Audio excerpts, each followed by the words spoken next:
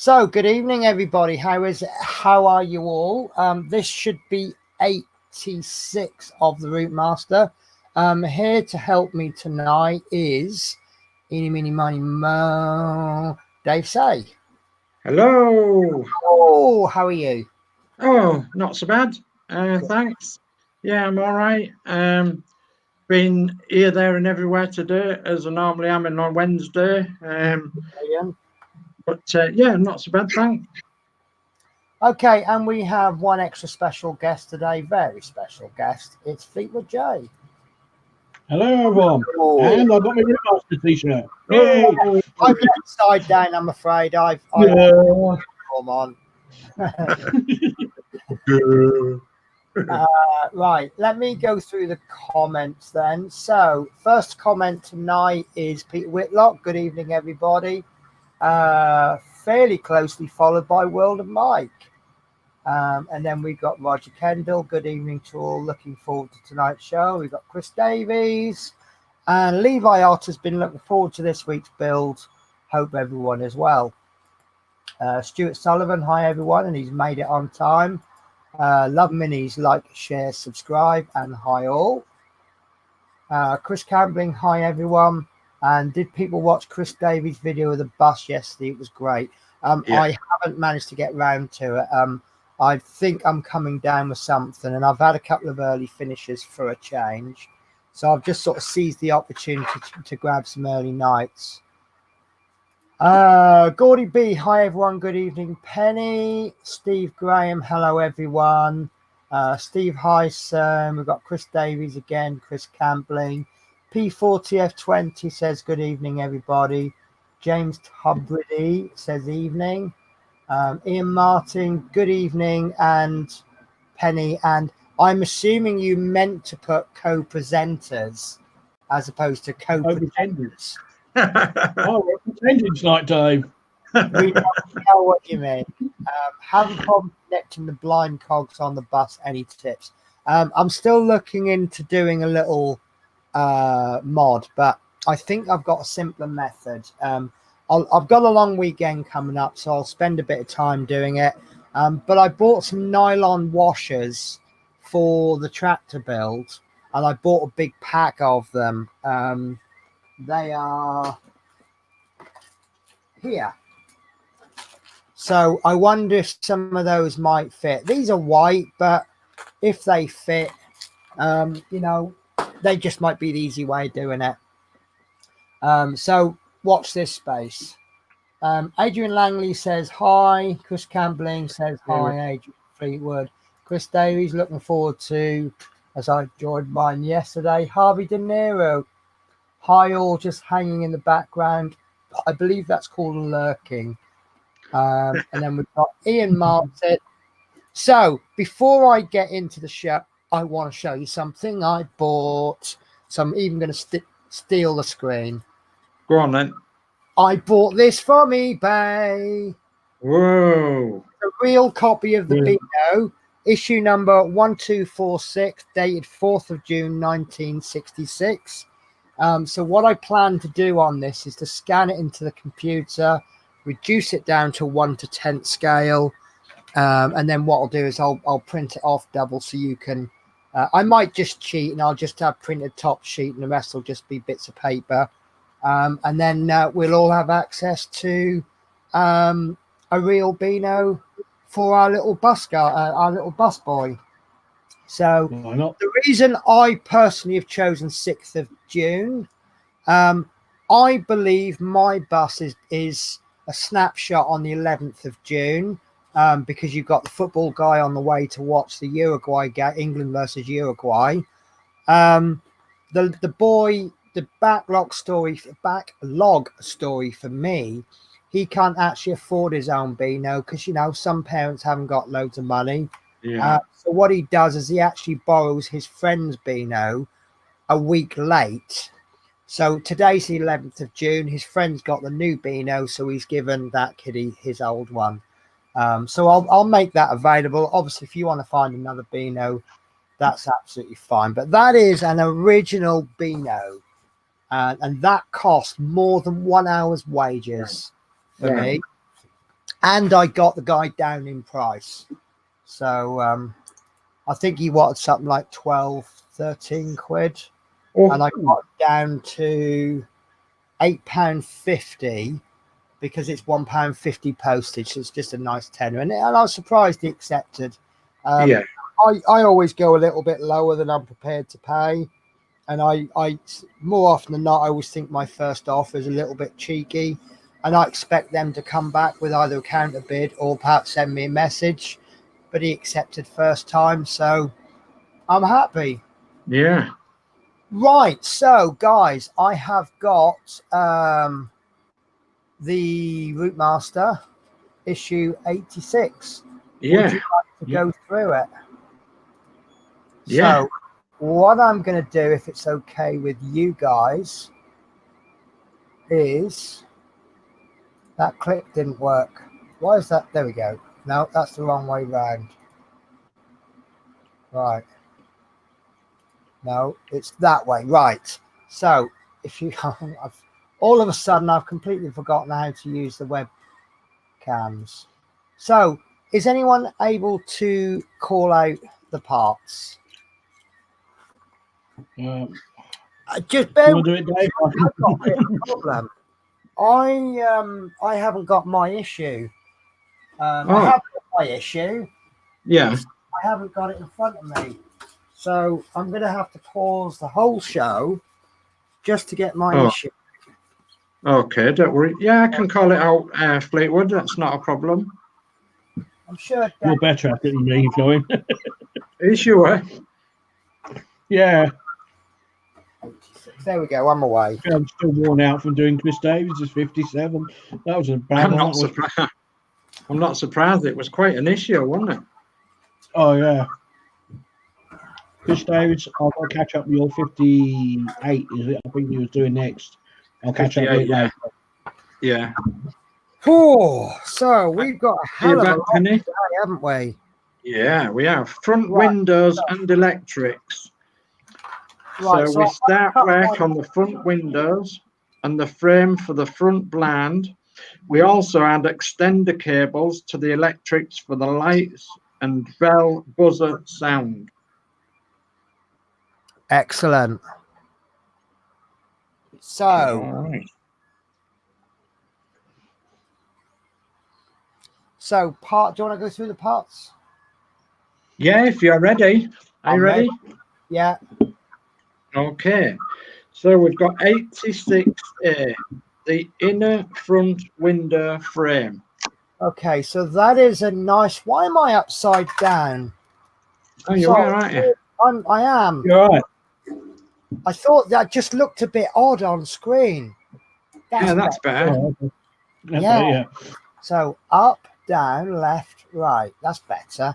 Right. Yeah. So this is a thin piece of plastic, very nicely painted. I can't believe it's not metal. Yeah. So and that makes a change from I can't believe it's not butter. Yes. Yes. So that's an internal panel, Penny. That one. Pardon? That's an internal panel. Yeah, that's in why a front window frame. Yeah. So 86B then is the window panes times 2. Okay, so this actually looks empty once you've taken this out, but there is actually 2 windows in there. There's one, and there's another.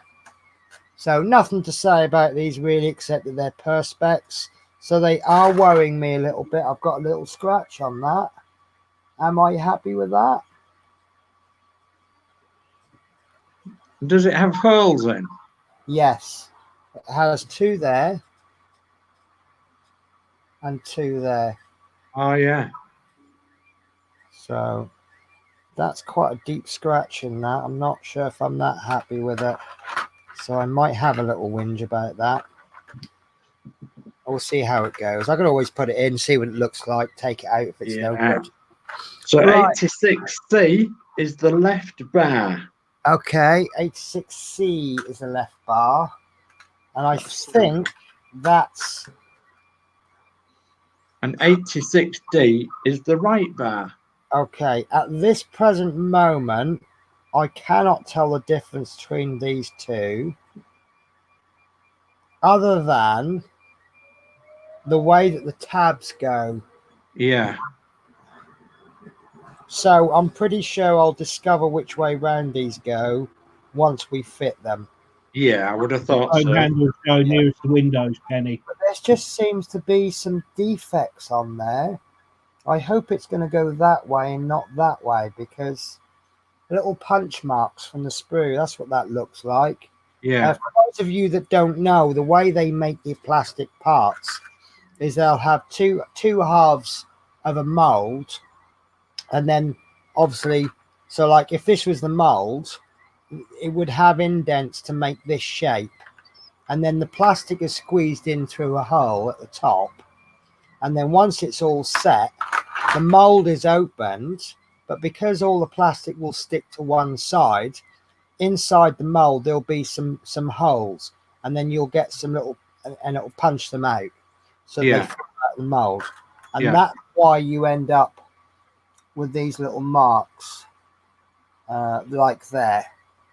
And that's usually a good manufacturer will put those punch marks on the inside.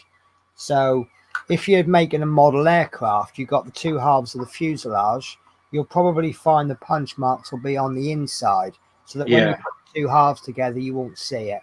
Yeah. So that's what I'm hoping. So not Okay. having So major issues so far, so I think we'll be all right. yeah. 86E is the window winders ×2. Right, I really don't want to get these out of the bag yet because they're so small, but these are them, and it doesn't Yeah. want to focus. Let's see if I can get a white piece of paper. There we go. Oh They are yeah. a little bit tiny. Let's give you an idea of how small they are. Oh wow. They are small. They are really small. That's why I don't want to get them out of the bag. So 86F is the front frame. That will be this big hefty piece of metal. Yeah. That's actually really nicely painted on both sides. There must be a defect somewhere where it was held in a clamp where they painted it, but I can't see it. It's that well painted, actually. Looks I lovely. can see a few little punch marks from the mold. Because remember, this is die cast metal, which means it was cast in a die. Yeah. But I can't see any. Like you might see, for example, on the inside, you might see a little bit there where it's holding it, and then when it sprays it, obviously there'll be no paint there. But I can't see anything like that on this. No. So maybe it was Okay. hand painted by a small Chinese boy. Maybe, yeah. Yeah. So Right. 86G then is wind down windows ×2. Right. Okay. I think that's these pieces here. So they've got the silver already painted on them. Yeah. That's actually quite well painted. So there's one, and there's the other one. Yeah. And there is generally a little bit of scratching going on these windows. Right. So I don't know if that's going to be common to everybody, but we'll see what they're like when they're fitted. It might just be a case if you can't notice them, but I know they're there. 86H is the front blind frame. Okay, so this seems coincidentally shaped with holes for the blinds, and it's black on the inside. So I don't know if that's red plastic painted and then the back is painted black, because black is a really good color to block out light. Yeah. Or if And you is just it plastic? it is plastic, look. Oh yeah. But obviously you'll have the number there and the destinations, and I think that'll look pretty good actually. It'll be like on your destinations, you know, when you highlight things, you put a ring around them. Yeah. That's effectively what that's going to do. And I Yeah. think just make them stand out a little bit more. Well, that represents rubber around the outside of the Ah, destination blind glass. okay. That black, what you can see from the red side, Yeah. can you see some black around the outside? That Ah, represents that's where rubber. the glass is held in by that black rubber stuff then, is it? Yeah, yeah. Gotcha. Okay. So he told you Dave knows everything. Right, so 86I is a pain. 86i. Oh, right. Okay. That is. Better get some painkillers then. The Yeah, trouble is, the windows are hard to find because they're clear. But I'm Yeah. pretty sure that's this. And these Yes. look like they've got some heavy duty screw holes in them. And Oh, another yeah. scratch. Oh, that might actually be a mark. There we go. That's would appear to have a very slight curve on it. Yeah, they do. Okay. Right, so 86J is the cable F, grey and white. okay, so that's now this has got a connector. It looks like an extension. And so that's not going to go into the circuit board, obviously. That's then got two wires coming off each, and each of those wires leads to a square LED with one being longer than the other. So Yeah. that is going to do something, perhaps. Yeah, I don't know. Obviously, it's going to light up, yeah. but that's a square LED as opposed to the round ones that we've been receiving. Yeah, I interesting. think they're the front indicators. Yeah.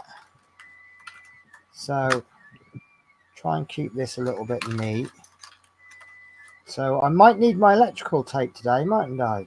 You might, yeah. So we'll see. Right. So So that 86K is the extender cable F, grey and white. okay. So this is pretty much exactly the same as the last piece, except that instead of having LEDs, it's got connectors on the end. But this connector is the same. So I suspect, yeah, that would go in there. So you'll have this one. I don't know if that's going to plug in there. Yeah, Yes, Or if that one's, I don't know. We'll work it out. We'll follow the instructions and work it out. But that'd yeah. be 2 fingers to you. All V for victory, of course. V for victory we'll have. So 86L is the extender cable JK, and that's green, yellow, black, and red. Now, this is the most unusual cable I've ever seen. This looks like a jumble of cables, but it's actually all one cable. They're all interlocked with each other. So you've got this one splits, one bit goes there, and Yeah, the black goes off there, but then it goes back to there, and then you've got the red goes back into there, plus into that one, and down there, and it's like a little spider's web. yeah, it is. So that's that's to do the bell and the horn. Bell and the right. that upstairs. I'm just going to Reconfigure. call that Clapham Junction for now because Yeah. that's, I can't think of a better name for it. No. So, Sorry, Penny. Can I nick the screen a minute? Someone wants to say hello. of course, you're always welcome to nick the screen. Hello. Oh, look at her. Doesn't she look well? Yeah, I'll try. Hang on. It's not easy. But I'm trying to. Yeah. It's not easy, don't- but the don't scar is Yeah. quite big, if you know what I mean. Well, they are. Yeah, they are. She does look well, though. Yeah. She's Certainly a lively little hamster. Yeah. Yeah. Sorry. You're all right. How long till the wheel goes back? Well, she got the vets on Saturday, and then Right. hopefully all given clear, and we can have wheel back. Wonderful. Yeah. At the moment, she's driving us loopy at the moment because she's destroying everything in sight, if you know, because she's bored. She's bored. Yeah. Totally bored. Yeah. Because I they would- run about 5 to 7 miles a night in their Yeah. wheel. So, you know, without that, all she's got is her cage. Yeah. So she just vents the frustration out on us. The only thing left, really, I suppose, is to chew things. Yeah. Yeah.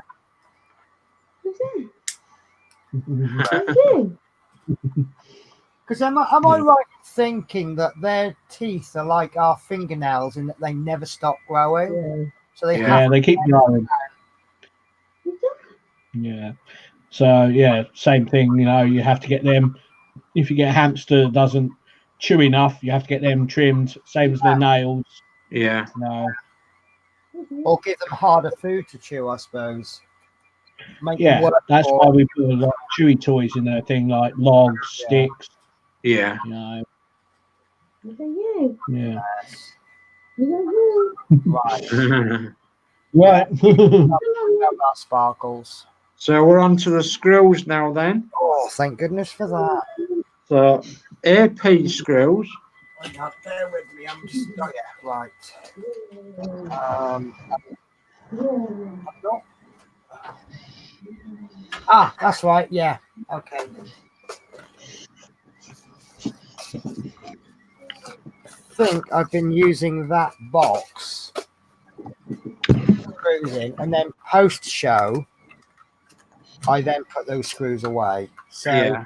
what's the first one? AP AP. So AP times 5. times 5. So I will take the label off there. This isn't the best way to organize the screws, but because the container is quite deep. But we've got 1, 2, 3, 4, 5. Oh, I've got one stuck up my fingernail. I must cut my thumbnail. Right, so 5 AP. So CM screws Yeah. times 10. Okay, I'm actually going to put my CMs in this one because then I've got plastic screws at the top. However you organise things is up to you. Right, so. Oh. Right, so 1, 2, 3, 4, 5, 6, 7, 8, 9, 10. Yeah. Lovely.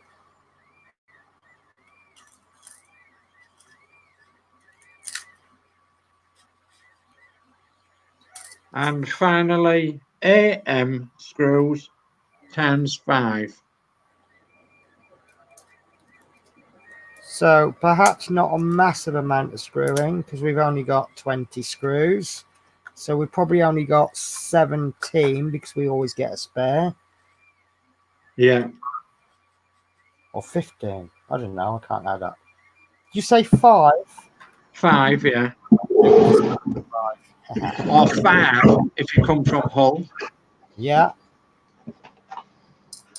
There we go. 5 AMs. So I think that is me ready to go. Okay. Oh, So let's try not stage doing 1. it. So let me find the stage 1. Are you guys all right to not be in the spotlight? Yeah, Yeah, fine. Yeah, we're fine.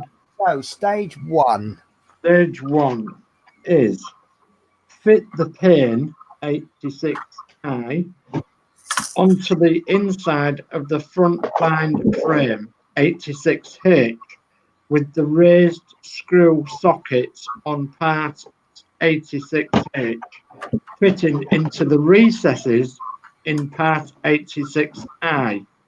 The circular indentations in part 86I circled are at the bottom fixed together with 4 AP screws. Then in the red circle it says, when working on the electrics, always turn off the power before connecting or disconnecting cables. We aren't working with any cables yet. Well, they're telling us in advance. I think in the past they have told us afterwards. Yeah. So bear with me a sec, guys. I can see some funny little bits coming up, so I'm just going to just adjust my camera to fix focus. Right, that's probably the best I'm going to manage. Right, so we've got piece 86I, F, H, 86H, H. Yeah. and we've got it black side up because we're going to Yeah. work from the inside. Yeah. We've then got our window frame, and if you notice these tabs on the side, they're not equally spaced. You've got a bigger gap there between the tab and the top than you have at that tab and the bottom. Yeah. And the reason I've called that bottom is because that is the way round that we want to go. Yeah. So I think we've got indentations that way. So you've got a little hole there, whereas if you do it this way, they're flat. I think. No, you do actually want it that way. You've got two little holes. You've got a little hole in each of those. And if you look on the black part, you've got some raised, let's call them a plug. Yeah. So what you want is for those holes to go into there. So, and also it feels like it's curved that way, which will go with that. I can't really see much of a curve, but it feels like there is one. There will be, yes. But I suppose the proof of the pie is to test fit it. And let me just see a little bit of tobacco on there. That's my fault for being a smoker. And that is a really good fit. So Yeah. let's try it the wrong way, as we like to do. That's not going in. No. If I try it upside down, I would imagine it will fit. But you see, that's not really right. Yeah. You can see that there's too much gap at the top. Yeah. And there's not enough gap at the bottom. So you will know when you've got it incorrectly. So there you go. So you see how much gap there is at the top there and how much there is at the bottom. Yeah, perfect. Now, you know I'm raring to go with my electric screwdriver. Yeah. But I'm hold off. Yeah, because it's obviously obviously this is a fragile part. I have broken acrylic parts before, so I'm going to do a slightly different tactic this time. I'm going to get the 4 screws ready. I did have 4 ready, and I put 1 back. So 4 screws. Screw number 1. I'm going to pick any corner. Doesn't matter which one. Yeah. And I'm just going to pop that screw in. Don't know if you noticed, but I'm screwing slightly slower than normal, just in case that screw is going to cut a thread through the acrylic. Yeah. And that needs to go. There we go. Right.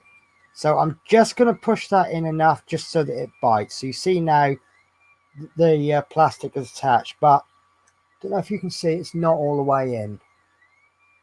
Okay. Yeah. And then I'm going to repeat that for the other 3 corners. And I like to go diagonally opposite when there's squares.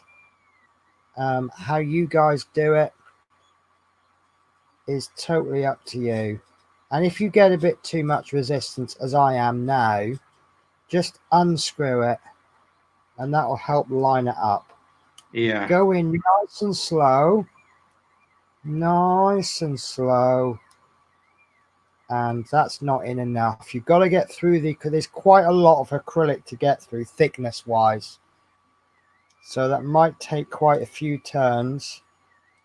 But you want to not get the head to reach the acrylic just yet. Yeah. So that's now 2 corners. So that definitely is not going anywhere. So then I'll just do the other 2 corners. And I'm just going to screw them in until they're almost fully in. But I want to keep a little gap if you've got a fingernail, you might perhaps want to put your fingernail in. No, I don't know if that's actually going to work, but I put my fingernail in there, and then when it starts to trap my fingernail, I know to stop. So it's not in fully. Yeah? Yeah. Yeah.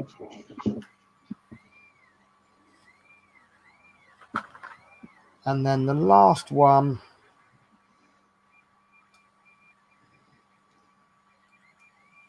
right, that actually seemed to want to go in all the way. Right. So what I'm going to do now is I'm going to watch this very, very carefully, and I'm going to slowly screw until I feel that that screw is touching the acrylic. In actual fact, I think my screw head is too big. Yeah. So let's try the J0 rather than the J1. I think that might be a better screw. Right. So that screw is pretty much in. There, you could probably get a cigarette paper between the screw and the acrylic, but that's fine. So the JO, we're going to do the same. And Stuart Sullivan said this issue is very interesting, and he also says he's not good at electrical circuits. He can manage patients on ventilators, but electrical items is lost. Right. So I've put those in, and what I'm going to do is I'm going to gently push each corner. I'm going to see if that's in. And there's a little bit of give on this corner, but I think that's more the plastic framework. So Yeah. that piece of glass is not going to fall. Oops. That's not going to fall out, and it's not wiggling. Yeah. So I'm just going to ask myself the question, do I need to tighten that anymore? And Probably I the think, answer is no. No. yeah, I I've cannot. just done mine up tight enough. You know what I mean? I just wish I'd known that on the front windscreen. I've never done acrylic before, and I was really, really careful, and I still got little tiny hairline cracks. But I think this one, I've done that okay. Yeah. So, Yeah. but I've really, you can't see on the camera, but I had my eye really, really close and really, in fact, actually that one I could probably get in a little bit more. Can you see the gap? Yeah. Yeah. So, but that's fine. That's not going anywhere. So it might interfere with something on the back. And if it does, then I'll have to, in fact, let's see if I can just get a couple of turns on that. There you go. I'm happy with that. Yeah. I think it'll be fine. I've still got no cracks. So yeah, that I'm happy with. Jolly Are you good. guys happy? Yeah. There's no Brilliant. mark there. I don't know what that's for. That's where the box is going to go, isn't it? That's No. the cab. No, that's the cab. Oh, of course it is. Yeah. You've got that upside down. Oh, is it that? Of course it is. Yeah. Of course. Right. Okay. So stage 2. Stage 2. And this is where we're going to start and use some bigger parts. And take the front frame, 86F, and fit the shaped ends of the window down the wound down windows, 86G, into the grooves in part 86F, ensuring parts 86G are at the top of the window openings with the long metal edge at the top. Right. Sorry, with the long metal edge at the top. Okay. At the top, So when yeah. they say metal edge, obviously they mean silver paint. Yeah. So that's got to go in.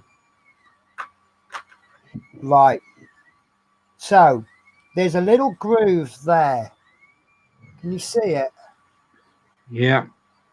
It's actually flat on this side. Well, flat-ish. Yeah. There's a groove there. So with the metal bit at the top, I assume that's going to go in like so. And that is a good fit. Yeah. So these are going to slide, are they? Yes. Yeah, should do. Should do, yes. Mine do. Oh, yeah, don't try and slide them yet. They're not going to work. Not yet, no. Having said that, it may not do any harm to put them in the other side to see if they fit better on the other side. Just to It check might well. which one's which, Yeah. yeah. I don't think there is going to be a left and a right as such, but oh, look at that. Maybe there is a left and a right. No, I think this one's a little bit. There we go. Actually, right, don't push them in. Just lay them on top. If you push them in, it kind of wants to connect with it and Yeah. it gets stuck. Just lay it on top. And then, I don't know if you can see that okay. But that now slides up and down okay. And what about that one? But Yeah. if you put it, it's now stuck. Yeah. So there we go. Right. Okay. So is that the entire stage done? That's the entire stage done. You've got to go to stage 3 now. Keep it as is. So stage 3. Stage 3. Fit the inner front window frame 86A on the inside of the front frame 86F. Enclosing the window wound down windows 86G. The gloss finish of part 86A is facing away from you in this diagram.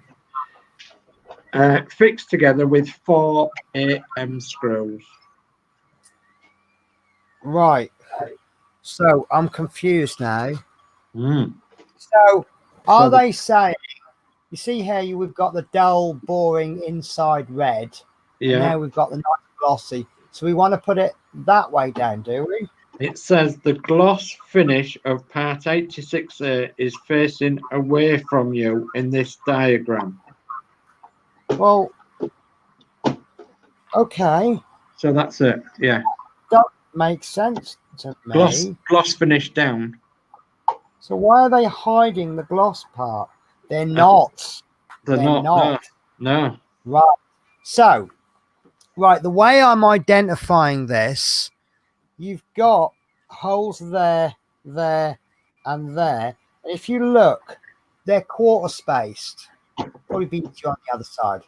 They're kind of quarter spaced, but there's only 3 holes. Can you see there? It's missing. Yeah. So the missing one needs to be on the top side. So these 2 holes there need to be lower than that one there. Yeah. Okay, so that will go, and I'm just going to lay it on. It actually goes in quite nice. That's right. There's a little tiny along there. There's a rail and one there. Yeah. And that will slip. You can see 2 holes. Well, you can see lots of holes. Yeah. But that will fit in. If you line that corner and that corner, it just falls into place. Yeah. And then the screws, Penny, want to be 1 top left, 1 top right, and 2 top middle. Right. Okay, I can see where this is going now. Right, so we want 4 AM screws. AM, yes. And actually, this works really nice for little screw pots holders. Yeah. I don't know if you can see that, but you know, use whatever you can. So let's go 1 corner first.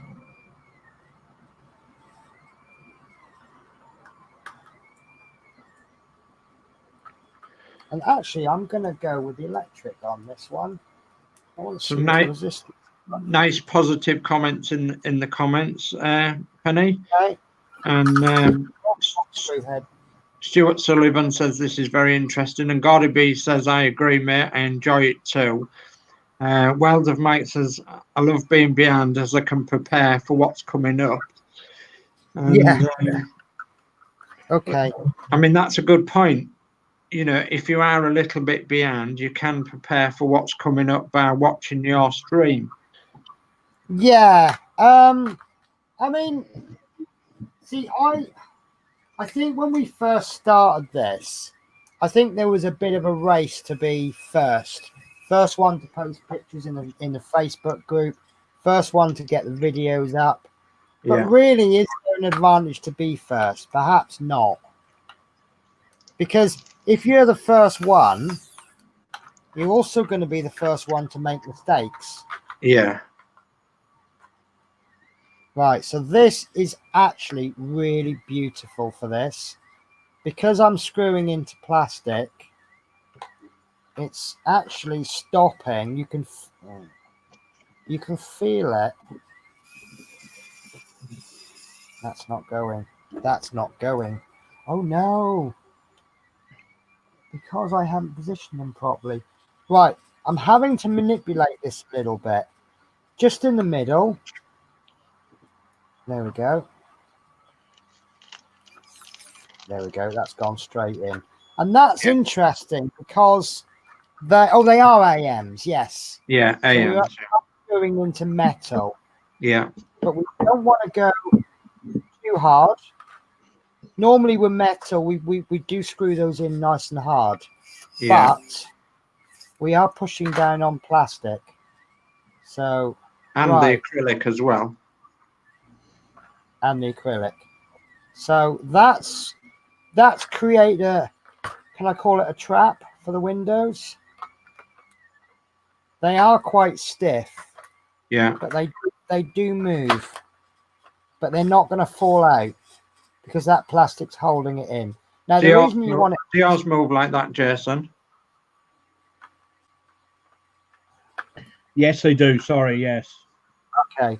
I'm gonna just try.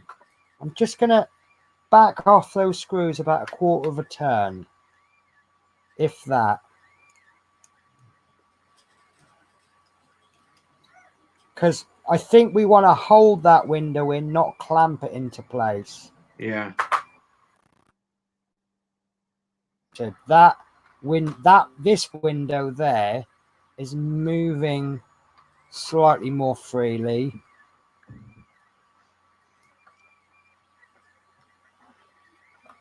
This window is supposed to move, is it? Yeah. Yeah.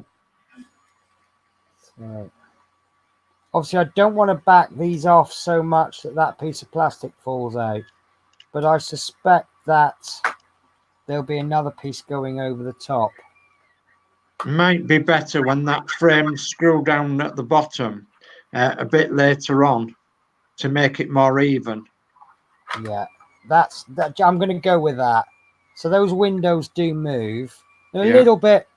I mean, maybe I could put a little tiny bit of grease or something just on the very outer edge, or on the piece of metal, just to reduce the friction. Yeah. But that's a bit of a worry. Furniture polish might do it better. Yeah. I'm not happy with that screw. I think that's in the wrong place. Wants to be right in the top corner. Yeah, there we go. So it just didn't look like it sat right. So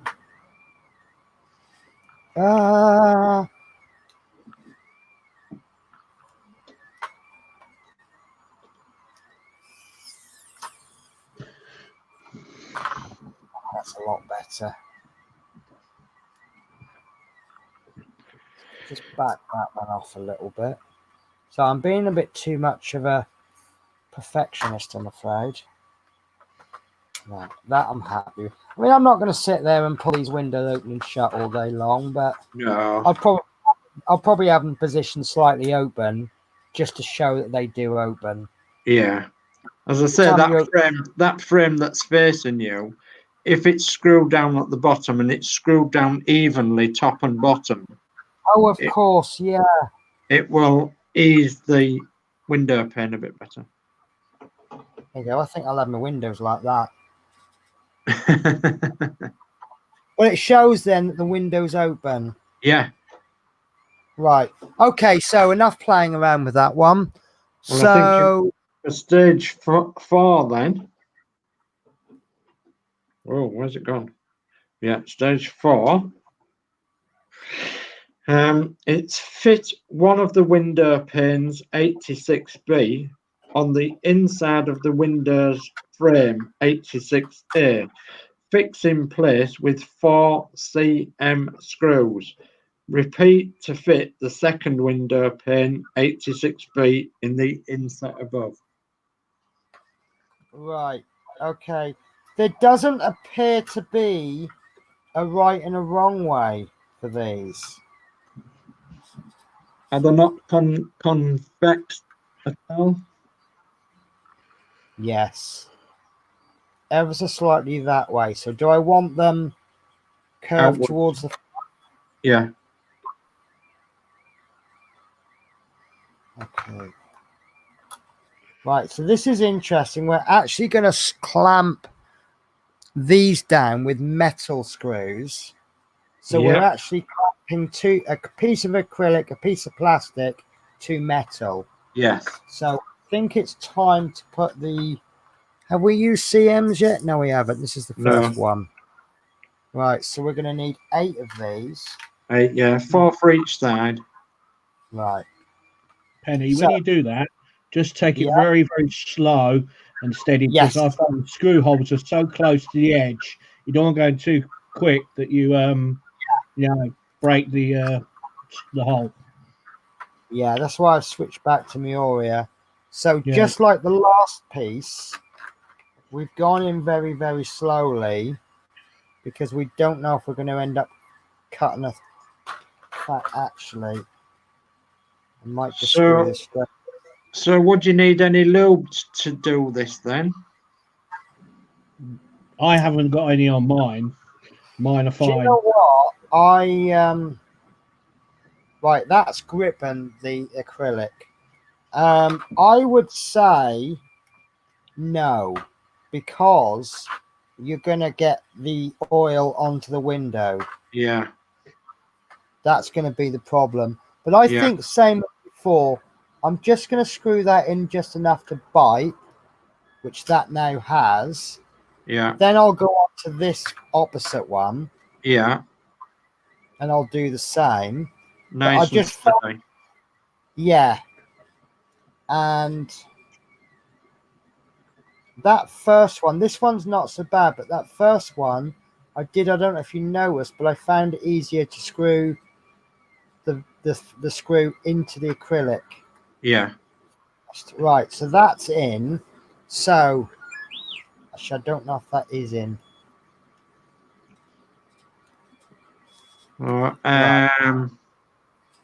Okay, Mark Osborne. Hello, Mark Osborne. Hello, Mark Osborne. Neil Newman. Anybody started putting any passengers in yet? Yep, I've got passengers on board. Yeah, you had a wonderful video on your passengers, didn't you? Yes, I'll have to do an updated one now when it gets a bit bigger. With the, I will apologise, but I'm going to steal that idea off you. I'm going to make a video for mine. Right, so pop the last one in. So just like the last window on there, what I'm going to do is I'm going to do this by sight. I wonder actually if you could put a piece of card in. I wonder if that would work. I'll show you what I mean in a moment. Just as soon as I get this one in. There we go. That's starting to go. So let's go with an everyday object. So we have, this could be a gas bill. I'm going to fold it into 4. And I'm going to slip that underneath the screw.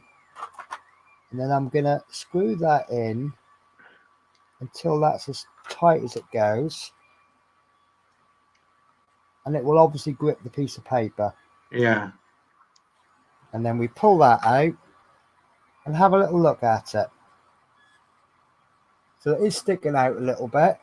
So maybe give that half a turn. Yeah. No, a quarter of a turn. Don't go half a turn. Mark Actually, Osborne says, do you have your drop-down windows the right way up? Yes, because they need to go silver side at the top. Okay. Stuart Sullivan, how have you all attached to passengers? Mine's just freestanding, free sitting or whatever. But you could use glue dots, removable glue dots would probably be a non-damaging. Really good. Yeah, it'd be a little sort of the way for secure them. But mine's on a diorama, so mine's not gonna be moved, if you know what I mean. So this one, I'm screwing it in by side, and that's gripped that piece of paper. So we'll just pull that out. And from the first one, I figured out that I want half a turn. And that should be fine. There is an ever so slight gap, but if I now push that, there's no movement on that window. So I'm extremely happy with that. So I'll just finish the last two screws off. Yeah. This is an alternative to the thumbnail. So this is an unwanted letter from the post, such as a gas bill, which I folded into 4. There we go. I mean, this is my work from work. But fold it in half again. And then those stickers are extremely sticky. And then once it's in, I've given it half a turn. And the way, obviously I've got a posi head screw, so you see that little bit there. So quarter, half. And then have a look. That's fine. So I may be going a little bit slow for some people. No. But tough luck, really. There you go. That's in nice. But really, the wins the race. Yeah, really, the most important thing is for you to judge it. I'm pressing that window. Am I happy? That's the only question I need to be asking. No offense, Dave. Are you happy? Doesn't matter. It's my model. Of course. So that I am very happy with. So I shall repeat the process. Yeah. With the other window that's hard to find because they do put it in a container the same color as the window. And I'm going to guess this is all. No, it won't be. There'll be a bit more screwing. Yeah. Yeah, because we've got. We've got 2 CM screws left over. Well, right. Maybe not then. I don't know. Right. So I want to say that these are different sides, but I don't think they are. Right. So I'll start the first screw off just straight into the acrylic. Very carefully, obviously. And is that concave just the same? I'm not 100% sure, but there is a bit of flex to it. Try not to flex it too much because obviously it will put a strain on it. Yeah. So there you go. I've just put that screw through just so it's partially gone through, and then that way I can feel where the hole is, and it will just locate. So I'm going to just screw that in. There we go. I can feel that's bitten. So that screw is in. Not in fully, just enough to bite. Yeah. And then the next screw I'll put in the opposite corner.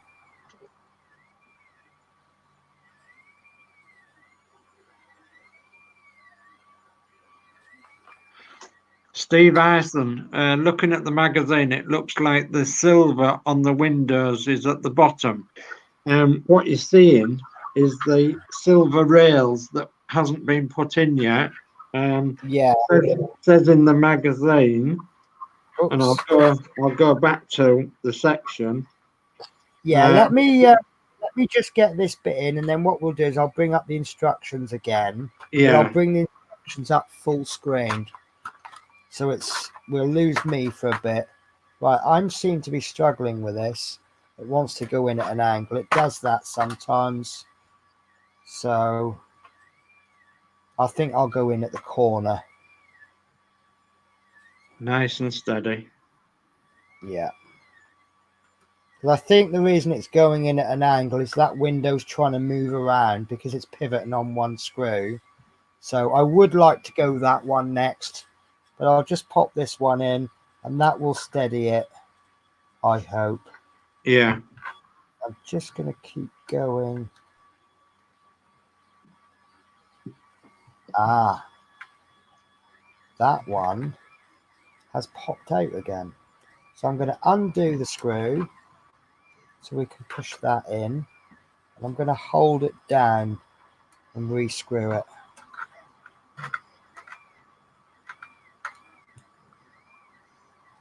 Right, this one's a struggle. So I'm going to completely pull that one out. Right, I see my problem. I've got a little defect on the metal. Yeah. Where they've drilled that hole, it's pushed the metal. So it's not a proper fit. So I've got to be a little bit, push that in a little bit. That Maybe might take the screw completely out and just put something thin in it to clear the hole. Yeah. It's not the hole, actually. Let me explain. It's the metal. Yeah. Right. So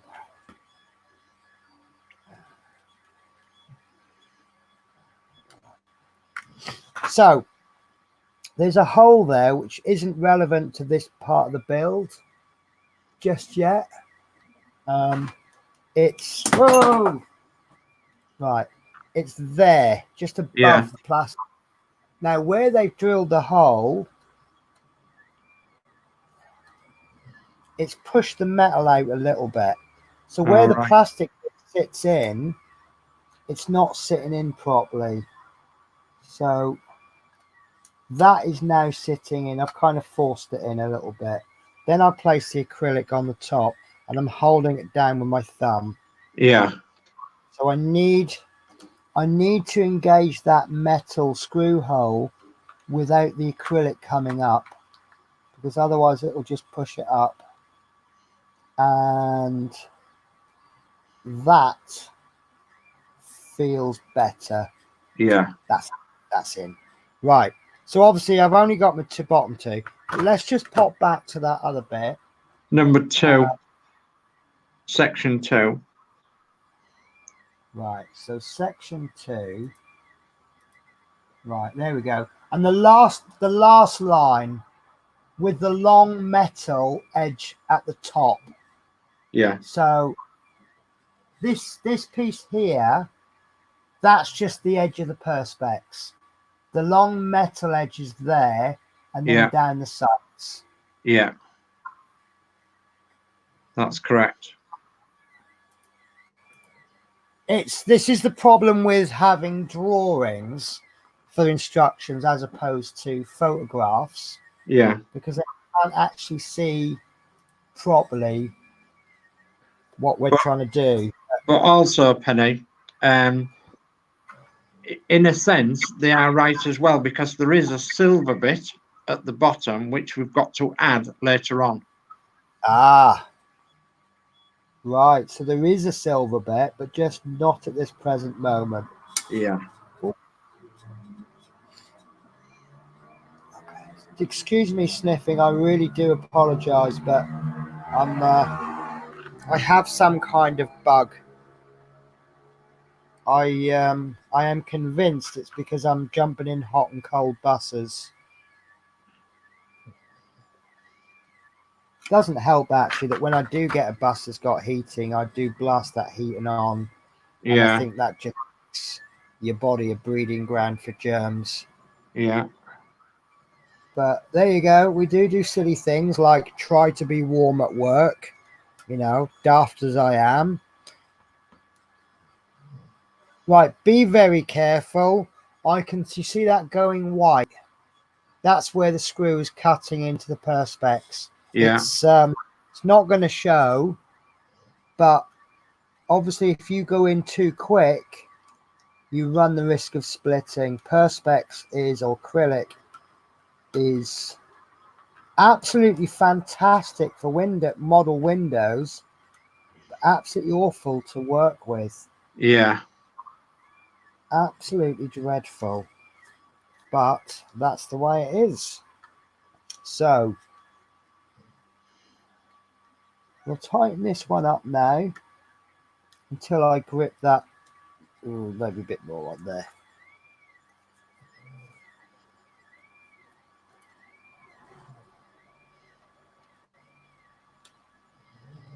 There we go. And then I will just give that half a turn. It feels like it's really tight giving it half a turn, but obviously play it by ear on the first screw. Whatever you do on that first screw, you can then apply that logic for the remaining 7. Yeah. Those 7 being 3 from the previous stage and 4 from this stage. But just, so I don't know if you noticed, I said half a turn, and then I gave it a quarter of a turn. I went, oh no, quarter of a turn. Yeah. And then I quarter turned it and thought, no, actually that's not enough. And then gave it another quarter turn, and I thought, yeah, that's okay. And obviously 2 quarter turns is a half. Yeah.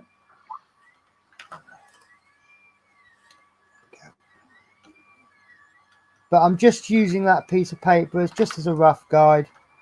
That really doesn't want to turn. That was a bit of a gamble on that one. I was a bit worried that was going to split, but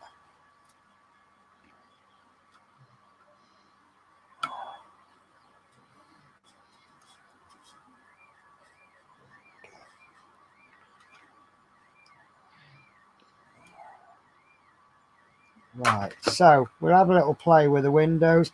They are not moving at all, and they have not cracked.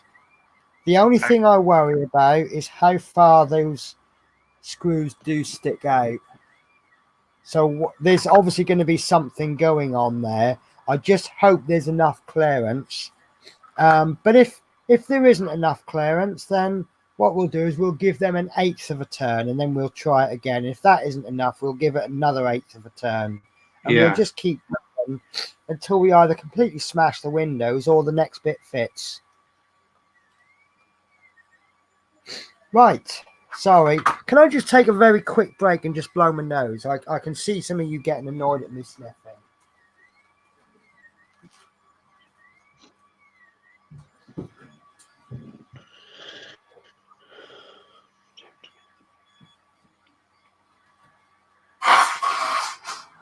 Yeah, I totally agree, Gordy. Yeah, such a professional is Penny, holding paper on the window whilst you're working on the frame. Yeah, 2 things I worry about. One is that I'm spending a lot of money on this model, so I want it to be the absolute best I can be. And secondly, if anybody is watching this is daft enough to do exactly as I do, I don't want you breaking your models, do I? Yeah. So I am just trying to discover anything for you. You will have noticed I've not polished these yet, and I'm wondering at what point I should. You know, I think I really ought to have those windows down just a touch. Yeah. Because you've got to show that little silver bit off. If you push it right up, you hide it. That's really nice. So, yeah, I think that's that stage done then. Yeah. Well, not quite. Not quite. If you want to go to 5. Yeah, Section that's what I meant. 5. Stage Oh, yeah. is done. As long as you've got all them screws in. Now, oh, look at that. Now we've done the bulk of it. They actually fit beautifully into the little cases. So if you want to take a break, this is the point you can take a break. Yeah. Right, so stage 5, and I am now officially scared. You're scared, are you? Right. I am scared because it's got small parts. Yeah, very small parts. Take the 2 bars, 86C and 86D. Check that you have them the right way round. Part 86C has the window socket at the top left, and 86D has it at the top right. Fit the winders 86E in place. Push fit connections. Push fit the bars up to the front wall of the bus 79H as shown in the inset. Oh. Right. So what's going to happen then in real life? The passengers aren't going to pull this window down. They're going to wind the window down. Yeah. Right. Okay. So I've got a problem now. You've got to get the bus. Right. I'm going to criticize the order that they've done this in then. Oh, that's actually quite heavy, and that's only the top deck. Yeah. Right. I'm going to criticize the order they've done this in. Why could we have not done this before we fitted the sides in? And then we could actually remove it from the bus. Yeah. Yeah. Yeah. I'm with you. Because it's now stuck. I've now got to handle this entire top deck. If I lean badly, I could break that. Yeah. Just for the sake of this. And where am I going to hang this? I mean, do they not know I'm a YouTuber? No. Right, I'm sorry, guys. Oh, actually, no, we don't have to work upside down. Right. I'm gonna... I might have to work on this back to front. So if I...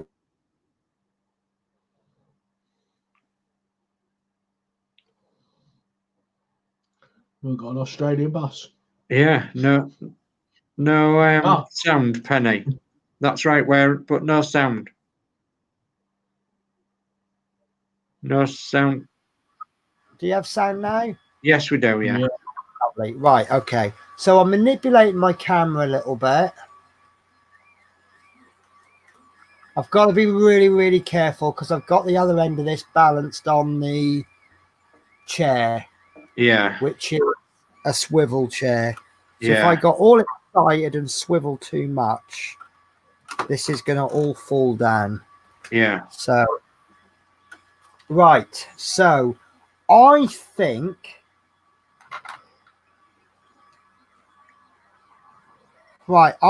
it's going to go, see where those tabs are? That flat side is obviously going to go that way. So, it will go onto there. Oh, they're push fits. Yeah, the push fit connections. Right. So we want the handles on the outside of the bus. So that one's correct there. And we want... Sorry, go on. On the inside. Ah, so they want to go that way then. Because we want the handle at the top and on the outside of the bus.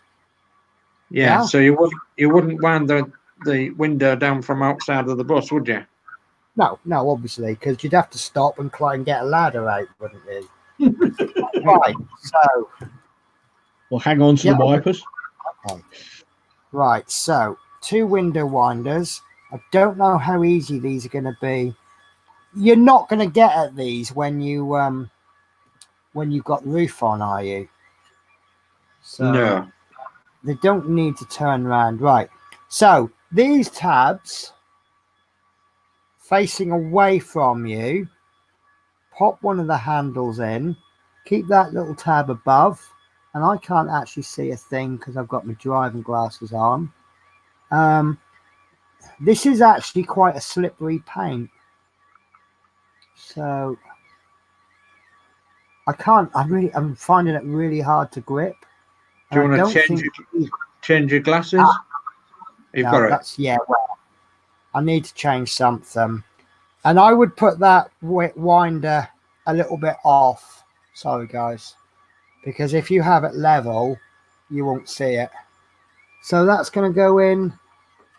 So the handle's inside. Yes. So that's going to go clunk click every trip. Yeah. So there's my first handle.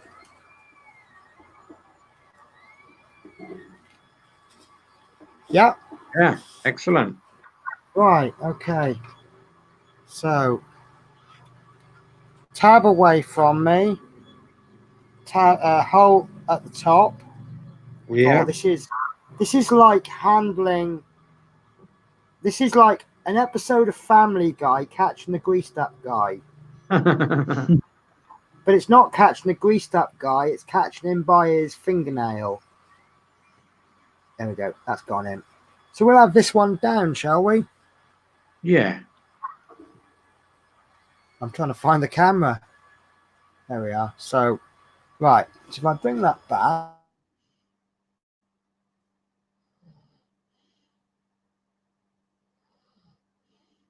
And I think your sound's gone again, Penny. Yeah. Hello? I think. Are you back? Yeah. I'm back. Right. So let's have a customer point of view, shall we? Yeah. Right. So I've got to try and move now without moving this bus. So Dizzy cam at the ready. So there is the view from inside. Yeah. So there's your handle on that side. That one's pointing down. Yeah. And that one's pointing up-ish. Yeah. And there's where your window's going to go. Yeah. Oh, look how clean my windows are. Super. Okie dokie. So I am not as scared as I thought I was. Right. So I can't do this. My arms aren't long enough. I had a horrible realization today. I can't put on weight because a lot of the buses, I've only got little legs. So I have to have the seat right forward so that I can reach the pedals. Yeah. And on some of the buses, the steering wheel's only a few inches away from my belly. Yeah. Oh, sound's gone again. No sound.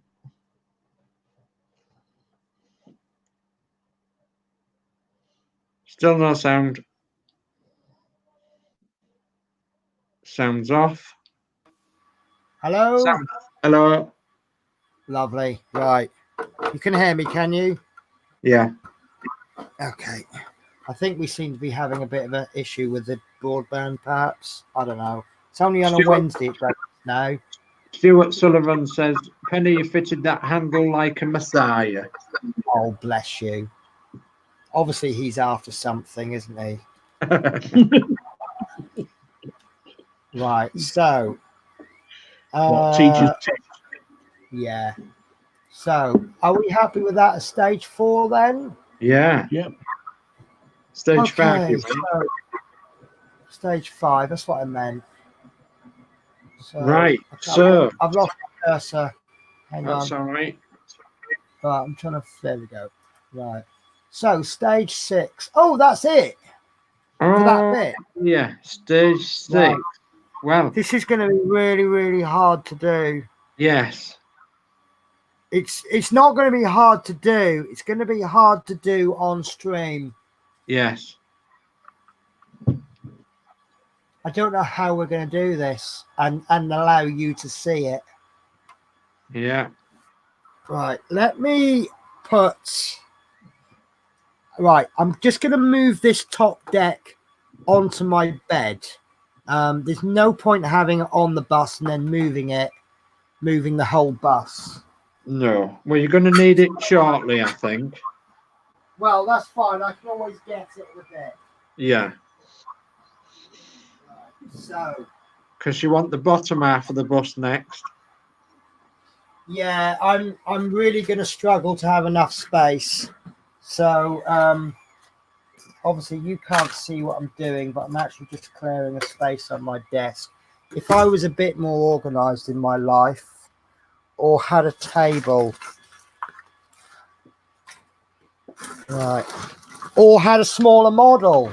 Why do I have to do massive models? Oh, there you go, you see. I think you we might... smaller one on Sunday, Benny. Pardon? You'll have a smaller one on Sunday, won't you? Yes. Yes. Right. Okay. Let's get this bus down. Actually, that might be quite useful because I want to turn the bus around on the base at some point. Right. Tucking the wires in. Right. Here we go. Hello, Hizzy Harris. I'm convinced that's getting heavier every time. Right. So.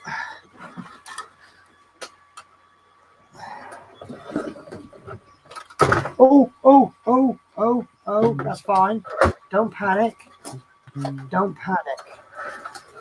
Right. No panics here. Right. So. You'll have to change your camera settings, won't you? Yeah. Right. This is my problem. Oh. That's as far as my camera will go. Right. I have an idea, but now isn't going to work. Might work. Right. Okay, I've got an idea. Can you guys give me a minute? Yeah. What I'm going to try, this might not work, but we'll give it a go. Right, I'm going to move my camera to this shelf so it's actually looking across. Yeah. And that might actually be a better idea in the first place. So let's Could you put all of us on. Could you not lay your bus on its side? I really don't want to do that because it's sat on this beautiful base. Oh, right, you've got it on the base. Right. I mean, this isn't a problem because, as you see, this pulls out of the stand quite easily. Yeah. It's the stand. Actually, I wonder. Do you know what? I've just had a great idea. Let's not attach it to the shelf. Oops. Oh, I just remembered I had a block of wood. Ah, yes. This stand actually broke, which is why I've got that bit of wood. There's a little cap on the end. Sorry, guys. I really wasn't prepared to do this. No, that's all right. It's a difficult issue. Yeah. I don't know what that is, but well, right. So, block of wood. Oh, I just touched that on the. Right. This might actually work a treat. The happy little fox, aka Benji. Hello, Hello, everyone. Benji. Foxy How hanging. are you, my friend? Foxy hanging on the side. What we're looking at? Well, we're looking at Penny's bus in a minute when she gets organised with the camera, so we can look at the electrics because there's more electrics to be added to the bus.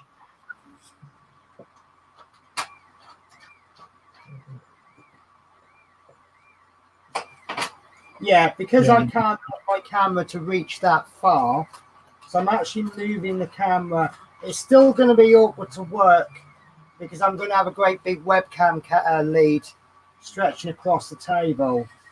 But in actual fact, this might work Maybe it's time for third camera on the desk. Do you know what? That's not needed on the bit of wood. Right, so, right. Steve Harrison says, every time there's electrics, my heart's in my mouth. Right. This still isn't. I think that camera's moving. Right, guys, I might need 5-10 minutes. I'm so sorry. That's all right. I remember it took ages to figure that, to get that camera set up, because it tries to dig in. It tries to dig in to the actual shelf. Yeah. You've got to kind of put around the shelf because there's a lip. So.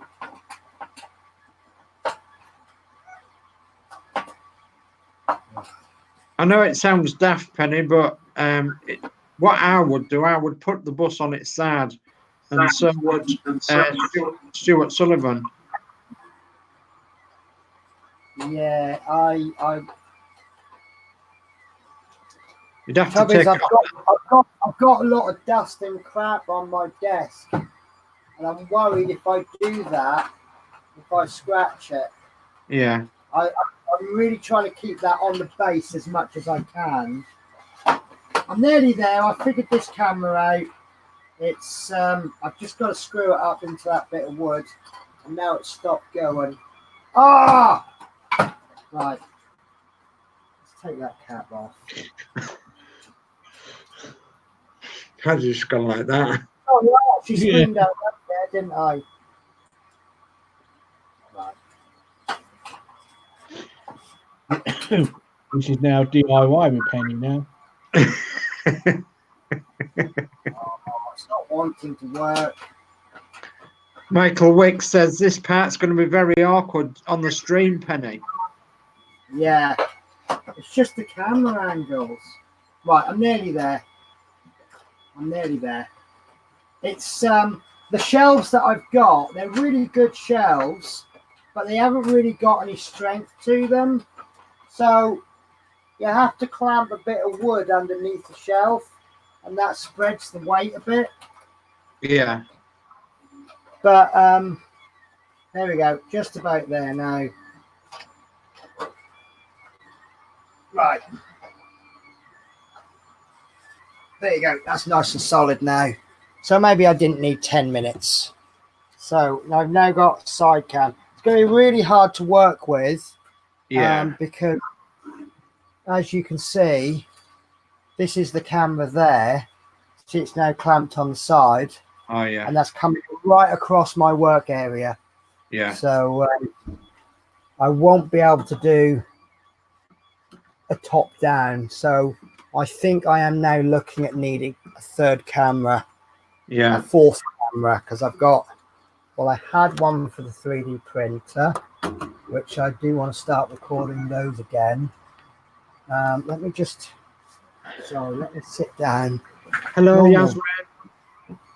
Right, that's that one. So, Yasmin, hello, how are you? Right, so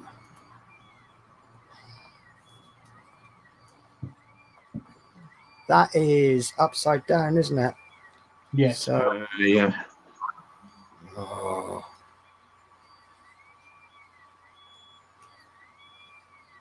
Dizzy cam.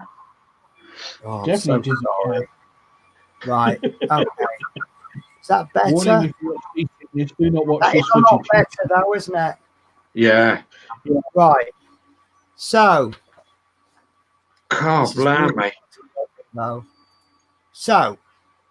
Read away, Pladgy. I need a cigarette after that. I bet you do too. I would after doing that. Right, so 6, section 6. At present, pushing the bell buttons on the platform gives a buzzer sound. To change this to a bell sound, same as the cord pull, an additional cable needs to be fitted on the circuit board 59E. Disconnect cable J 57H, green, yellow, black, and red, and cable K 55D, red and black. Plug the green, yellow, black, red extender cable supplied with this issue 86L into the socket J on the circuit board 59E. Leave socket K unplugged inset below. So, quite a difficult issue. Can I be absolutely honest with you, Dave? Yeah. I didn't get a word of that. I didn't understand. I heard what you were saying, but I didn't understand what they're trying to say. Yeah, what they're trying to say is on the circuit board 59E, disconnect cable J. Yeah. So let's just do that one bit. So I'm going to forget all of the instructions for them. I'm not going to leave them up on the screen. So disconnect cable J, which is it's green, yellow, black, and red. Green, yellow, black, and red. So I think it's this one there. So I'm going to have to change my glasses. Sorry, guys. All right. This is what happens when you get old. You might need a torch. You might need a torch as well, because I needed a torch to put my cables in originally. Right, I should be all right for light, because all I need to do is move my light across.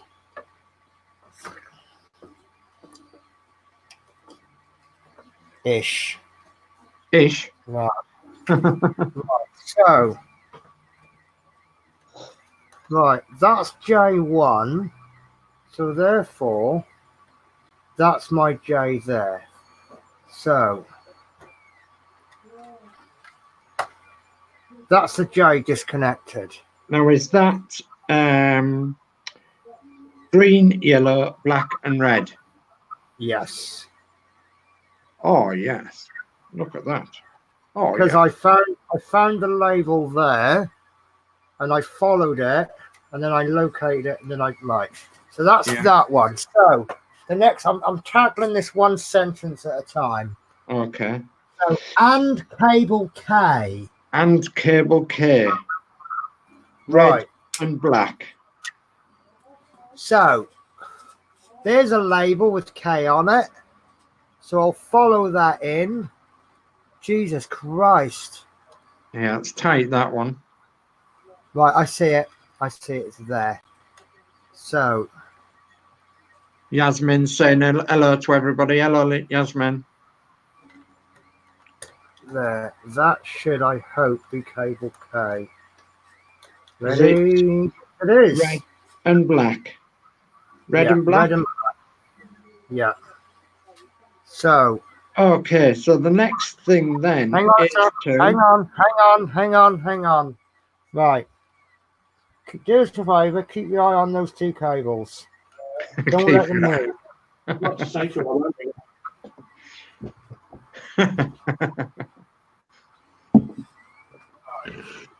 So, the two cables that we've removed, K and J, I'm going to bulldog clip together. Yeah. I need to find them again. I know where they are. Right.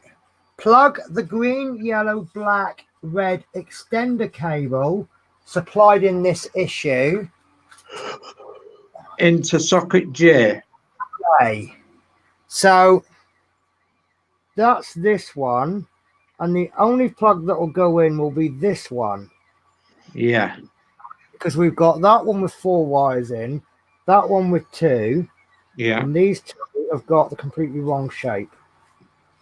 But So it does say green, yellow, black, and red. So yeah.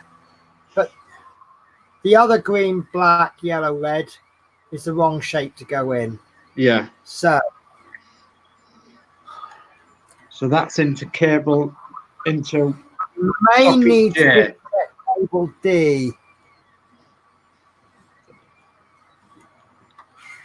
Into socket J.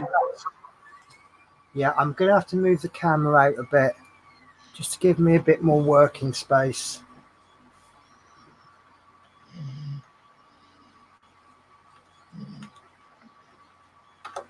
See that cable there, D, that's really tight in there. Yeah. So consider moving that one out, pulling it out.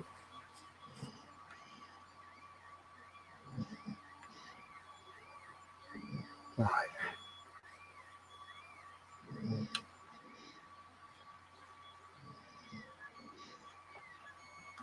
Nope. Right, let's see if I can position it with my left hand. And then I can push it in with my right hand. Obviously, if you were left-handed, it would go opposite.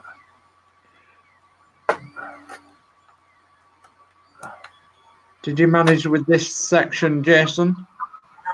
I haven't done it on mine yet. I don't know if I'm going to or not, if you know what I mean. Yeah. I'm quite happy the way it is, you know what I mean? So all this does is just change how the different sounds are on the deck, if you know what I mean. So yeah. I might actually have that on upside down. It's enough like a Biscotti junction, enough as it is. Yeah. I had that the wrong way around. That's why it wasn't going. Right, so if you look at the holes, I don't know if you can get a good view. The holes are slightly off center. Yeah. Right, and they're slightly off center. So you want the narrower bit that side. Yeah. So I did actually have that the wrong way round. Now there's a label there. Right, so that theoretically should go straight in. Michael Wick says, hats off to you, Penny, for attempting to do this live on stream. He says, Penny, I struggled normally and it's very fiddly. I've seen, Gordy B says, you're very patient, Penny. I was swearing.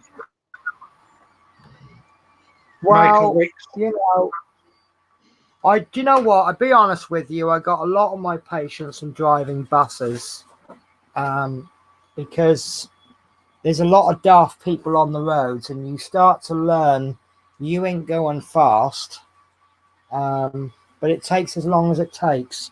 Yeah. But I've got that piece in now. Yeah.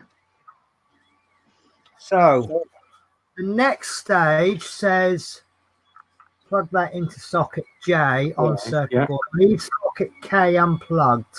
Yes. So socket K is one of these two. Is this one in the plug, right? Yes. So you're now on to section 7. Let's have a look at section 7. So I have no problem admitting that this is a very challenging build. Yes. This week. So, let's see if this makes more sense than the last stage. Okay. So identify the 2 sockets on the end of the extender cable JK. Take the sockets on the end of cable K and cable J, which were unplugged in step 6, and plug them into the respective sockets of extender cable JK. Right. The inset shows the arrangement from a different angle. Okay, so should we give that a bash? Yeah, why not? Why not? Why not indeed? So let's break that down word by word again. Identify the 2 sockets on the end of the extender cable JK. So that is these 3. Yeah. Right, these 2, because this is going to plug into something. It says so these are the extender cables. Yeah. Right, I can see where this is going now. So you can see that it says take the sockets on the end of cable K. So that's one of these 2. Hang on a sec. One of them 2, yeah. Right, so that's K. So I'll put the bulldog clip on the end of this one. Yeah. So this is the original cable K. Yeah. And this must be the K extender. Yeah. So to check, plug them. Oh, we're going to plug them both in. You're going to plug them both in. Right, And so cable this is J, yeah. So they should be color coded, they I only think. go one way, but you've got black. I've got black on the bottom, and I've got black on the bottom there. Yeah, color coded. Yeah. They shouldn't fit in the wrong way. No. Because the way that these connectors are made. Yeah. So that one's in. So then this one, theoretically, so I've got the green one at the top, red at the bottom. Yeah. Green at the top, red at the bottom. Yeah. That plug plugs. away. Oh, right. Look at that. Insert shows the red. Right. So we've got this one. Hang on. Now I'm confused. Yeah, J1 it says.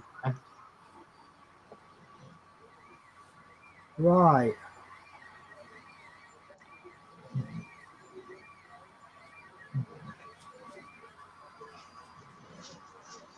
K is no. Right. They've got one. That's the one. That's what it looks like. Yeah. Right, this is no, look. This is I've just dropped it. So this is actually an extender. Yeah. This is what I just pulled out. So I will plug that in. I think this one goes to the top deck. It says leave. It says leave K unplugged. Yeah. So will that stay unplugged? Right. Okay. So shall we go stage 8 and see if it works? If it doesn't work, we'll go back to stage 7. We'll unplug it all and we'll do it again. Yeah, you've got to do something, haven't you? So stage 8. Right. Let me catch up then. Okay. We're not doing too bad, actually. It's 9:40. Yeah, you're all right. So we haven't done too bad. I'm not complaining. So stage 8 is test the bells work by pulling the cord on the ceiling of the lower deck and by pushing the bells 55 and the inset below. Okie dokie. So switch it on. I'm going to have to tell you what I'm doing rather than show you. Yeah. Find my cursor. So my cord is actually broken.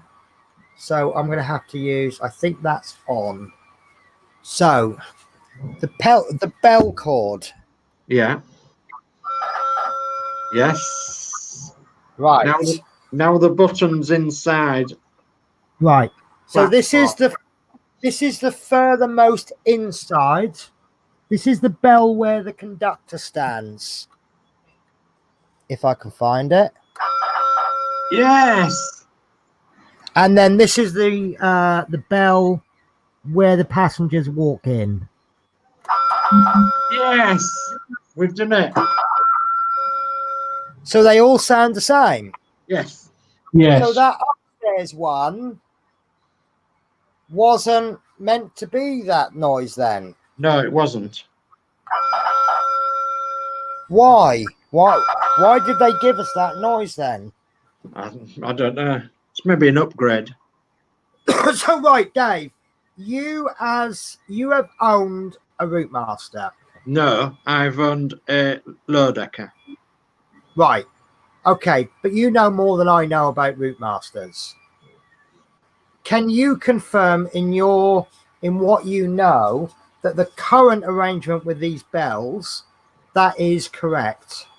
Right. What I know is that the buses that I've had are correct in having a bell upstairs and downstairs.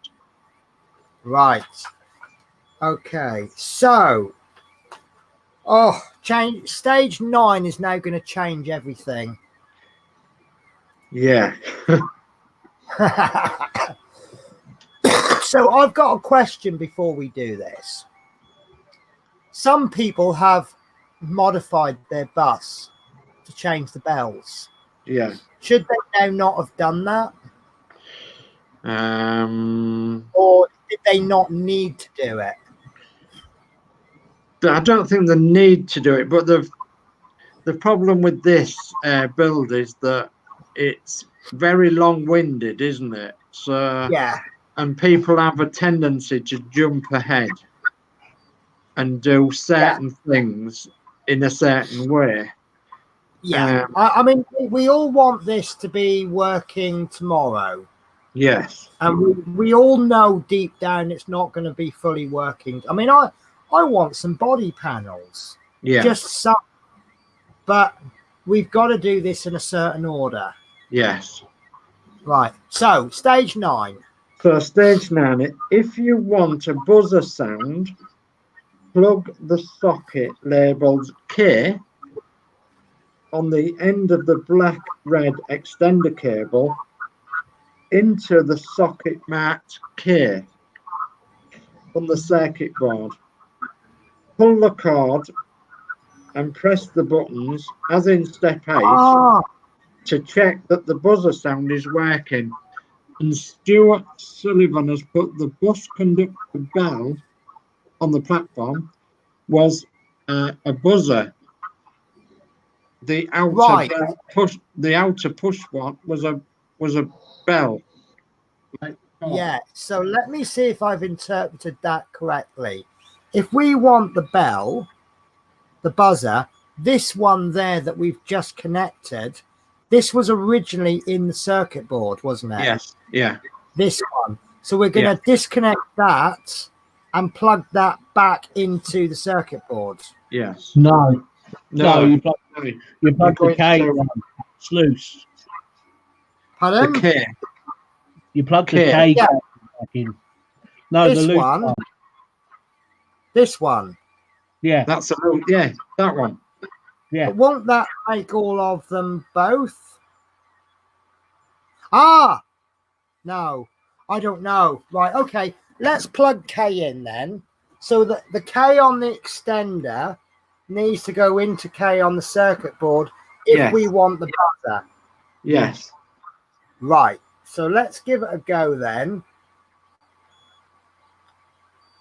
And I can't see it. I'm sure it's that one. But I can't figure out the best way to get that in. Let's move that up a little bit. You might need tweezers. I might need something, mightn't I? I might need magic. See, this one is in the way. There we go. Right. So I don't recommend pushing these in with screwdrivers. Right. So I've just done the cardinal sin. That is actually switched on while I plugged that in. Right. Right. So let's do the bell cord then. Yes. Oh. Right. That's the bell cord. That's the bell cord. That's back to how it was. So let's try the bell where the conductor stands. And then the passenger one. Right. So I see what they've done. I've seen what they've done. Yeah. Right. So you've now got 3 configurations. Yes. Right. You've got all 3 bells. Sorry, all 3 doing buzzers. Yeah. You have it like this. Yes. Right. If you want all 3 to be bells, you disconnect. Oh, Penny, the sound's gone. Your sound's gone, Penny. No. No sound, Penny. No sound. Oh no. Hello. Hello. Right. Okay. So if you want all 3 to be buzzers, you have that K connector just like as we did. Yes. If you want all 3 to be bells, we just disconnect that and we get pull cord. Yeah. Conductor's bell. Can't find it. Right, conductor's bell. Yeah. And passenger bell. Yeah. Right. If you want bell cord, buzzer, and the rest bells, dare I do this? Let's do this. No, because I now can't remember what. No, because you'll have to go. To be honest, right, I'm going to do that off camera. Then I'm going to revert that back to normal. Yeah. Because I want both of them personally. Yeah. But if you want one or the other, then do it. Put this extension in. Yeah. I'm going to put the extension in personally, and I'm going to have bells. Yeah. But what I am going to do is I'm going to reroute that pull cord to the passenger bell, what I'm now calling the passenger bell. I know that's not totally realistic, but to put your hand in, reach all the way round to pull that cord is going to be awkward when you've got two bells sitting there. Yeah. So, but I want both bells personally. Yeah. Even if it's not realistic, I'd just rather have them both. Yeah. So, right. So off camera, I'm going to remove those. So by the time you see me next, that extension will be gone. But I appreciate that having that extension because we now have a choice of 3 configurations. Yes. So if you feel that that configuration is too awkward, this extension, don't put it in. Yeah. Just if you don't like the bell, if you don't like the buzzer, don't pull the pull cord. And if you don't like the bells, don't press the buttons or reroute it. How does that sound? Yeah. Right.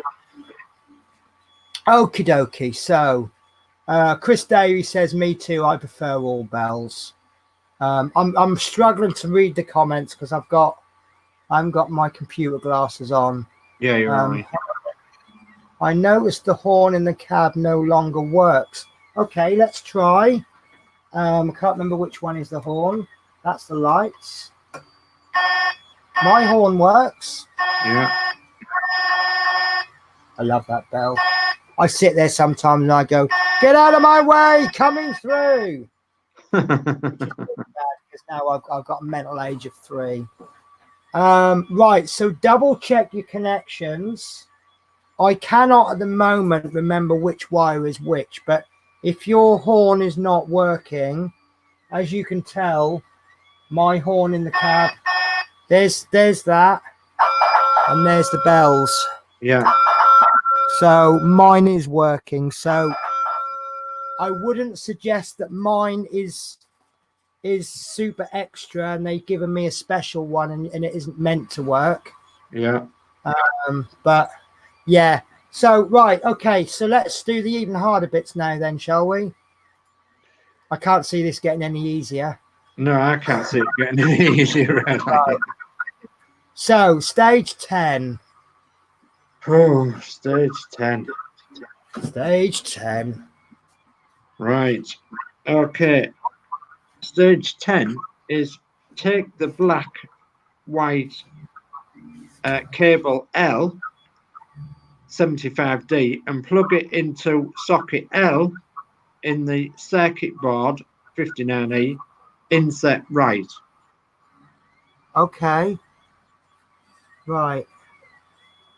Take the black and white cable L 75D. So that's a previous issue. Right. So hang on. I've got all bits all over the place. Right. So one end of L is here. This one. Can't see what you're looking at. Okay. So in there, you can't see it, but that, oh gosh, I'm sorry. So sorry. You're all right.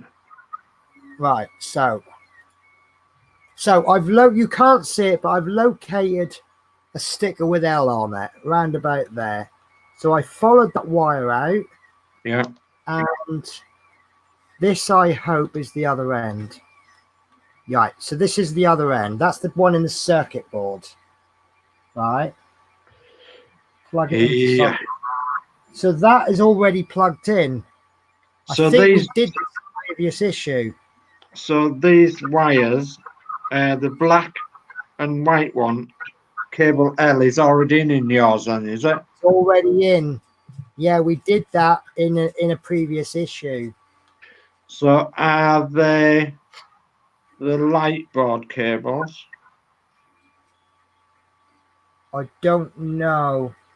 Yes, they are. Might well be. Let's have a look at the next instruction. Right, I'm just a little bit confused now because look, this is cable L. Yeah. Which you can see is black and oh no, ignore me. Ignore me. I've got muddled up between black and white and grey and white. Okay. So ignore me on that one. Hang on. That says F. Yeah, that's fine. That's fine. Right. Okay, so next stage of instructions. So next stage, which is 11. The grey-white extender cable, 86K. So that's your cable, what you got today. No. Yes. Needs to be fitted into cable F. Right. So the grey-white extender cable. Let me just double check. 86K. Because there's two. Right, that's fine. So 86K is the fingers up one.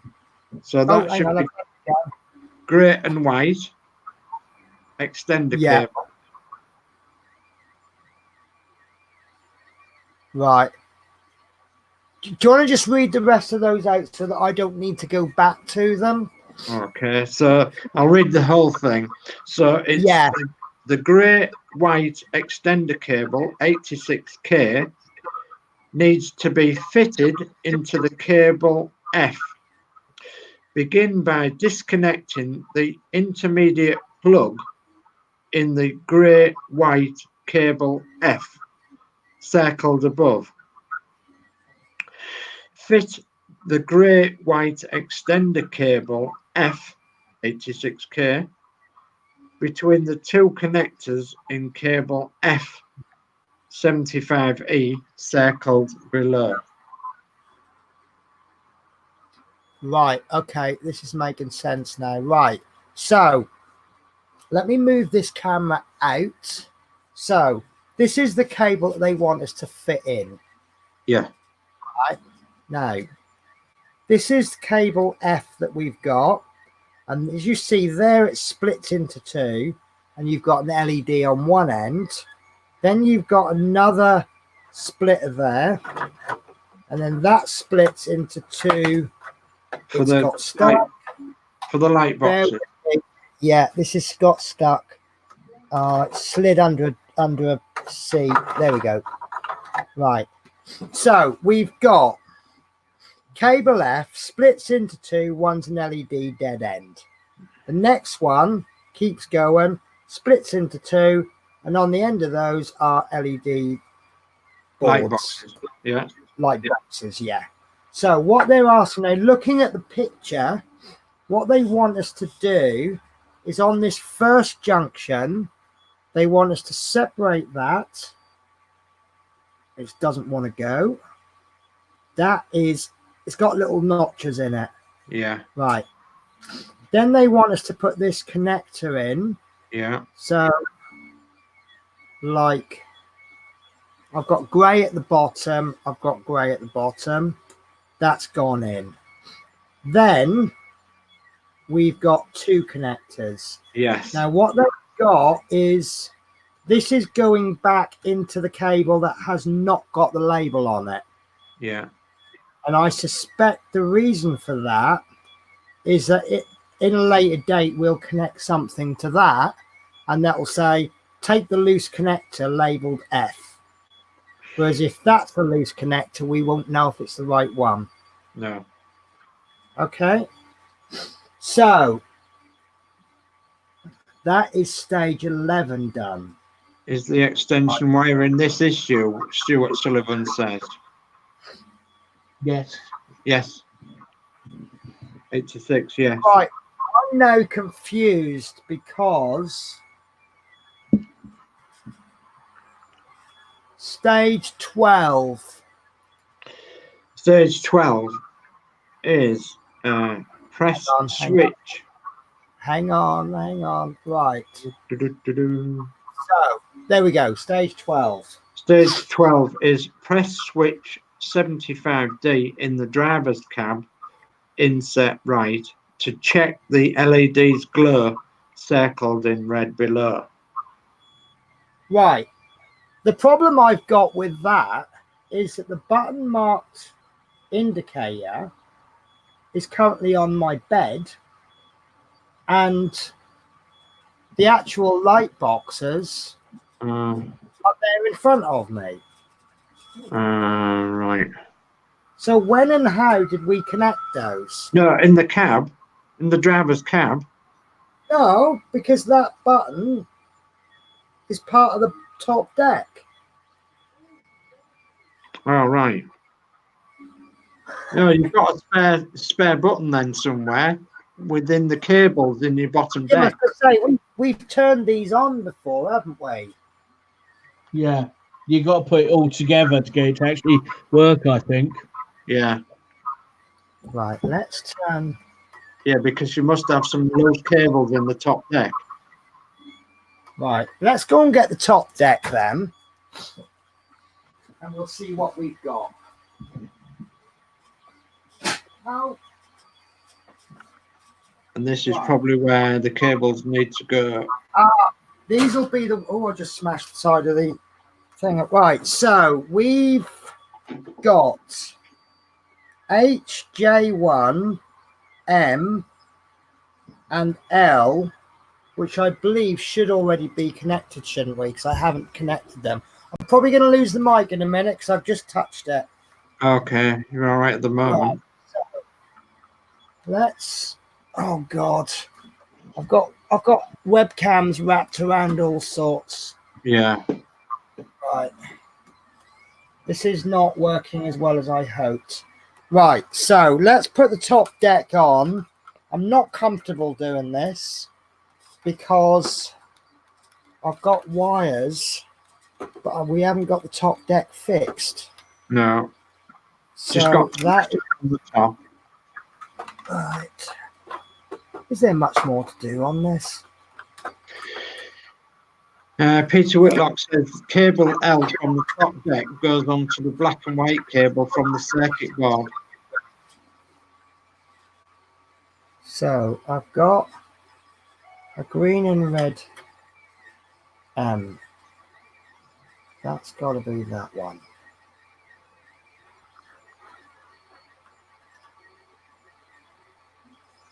Right. J cable.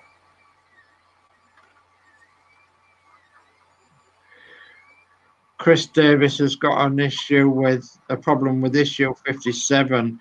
I think we'll have a word with you about that when we sort this out, Chris. What I'm going to do is I'm going to put one cable in at a time and then press that button.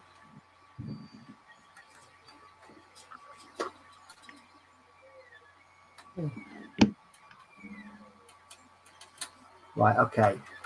So I've connected M and J, and the light boxes aren't working. So now I'll look for the H cable, which is black and red. Oh God. I've got no spare cables. I've got nothing. Here we go. Right, so H.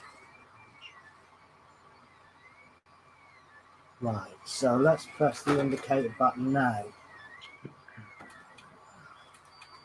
Is it working?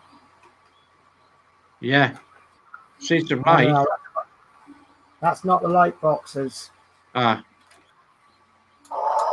Oh, that was a starter. Right, so that can only leave one more. I've run out of wires. I've run out of wires. You might have to retrace your steps one step.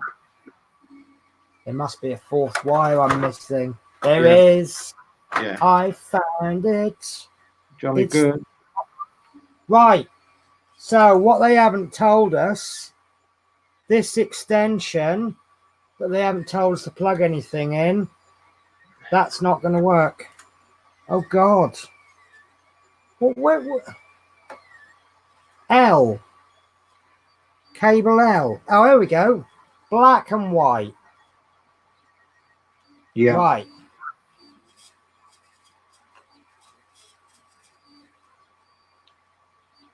Right. That must do it then. Let's turn the lights out. So, it's like Christmas now. I've got these flashing. Yeah. Right. So, this must work. Please work. Yes! Thank God. Light bulb. And I've Yeah. got these as well. And I thought I had another one. Right. So, all we need now is somewhere to stop those from flashing. What's flashing? I think they're indicators. There'll be indicators, yeah. And we've got the brake lights. And the brake light should... Yeah. I think the brake lights work better when you got the lights off. Yeah. Stuart Sullivan. Right. Hallelujah. So we're back to having lots of functions. Oh, I can't, there we go. Right. So we need, I just lifted the bottom roof up. I didn't mean to. Oh, I don't know what I can lift and what I can't. This scares me now. Don't lift anything Right. yet. Oh, I was trying to get it all in. Right. So let me move. Right. Let me move that. Right. I've got wires all over the place now. Yeah. Okay. Look at this. Yes. What am I supposed to do with that? What am I supposed to do with that, Dave? More wires than the wire factory. Wow. Well, So, are we done yet? What stage are we up to? Stage 12, but there is another stage. No. Yeah. I want to go home. No, so do I. Stage 13. Unlucky for some. I've just jumped ahead. Yeah, you have, yeah. Connect grey-white cable F to the free socket of the extender cable F, circled in blue, as in the previous step. Press switch 75D to check LEDs glow, circled in red, right. Yes, you've done that, haven't you? So I've done that. I did that off. So we've got one connector that's got nothing on it, which is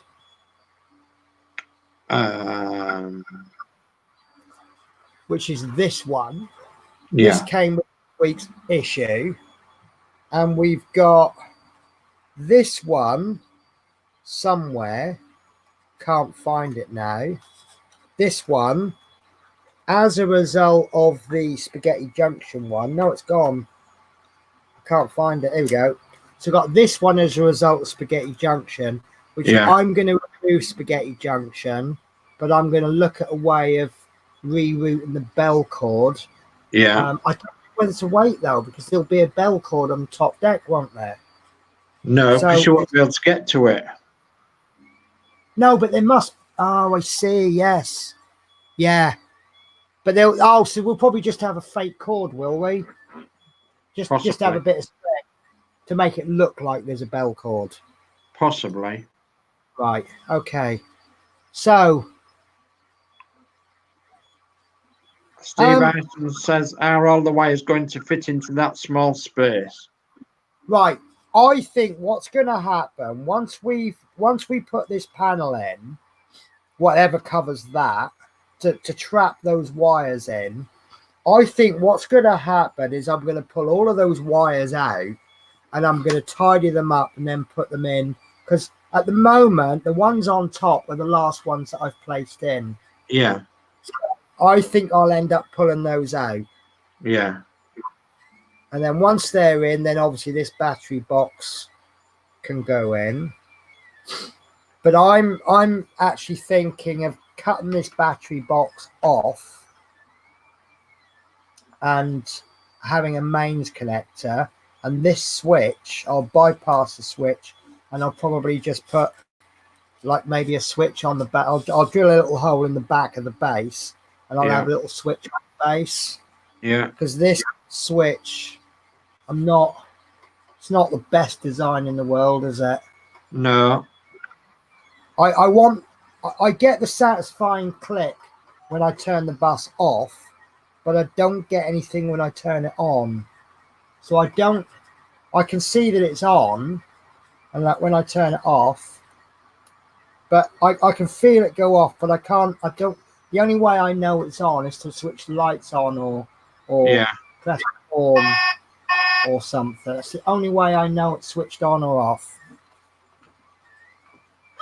So Stuart Sullivan said they only had push button on the top deck, and he said the position was at top of the stairs. Right. Christine So says, I think I'm going to need help with this one. Well, I'll obviously help you with that one. Yeah, I think really you're going to just need a bit of patience. I think that will take you a hell of a long way. Yeah. Understanding those cables. You're going to laugh at this. This is all I've got left on my desk now. Yeah. I'm there somewhere. Yeah. This is how this model has become. Yeah, it's massive.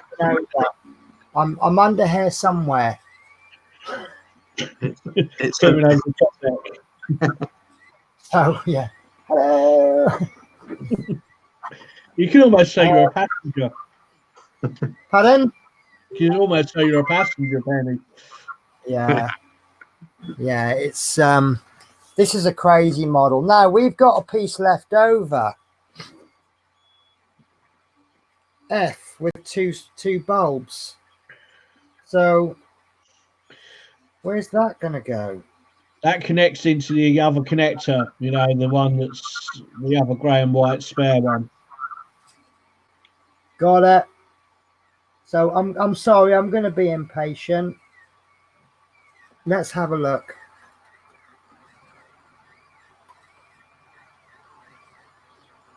This is obviously something to do with destinations, isn't it? Yeah, rear destinations. Okay. I think.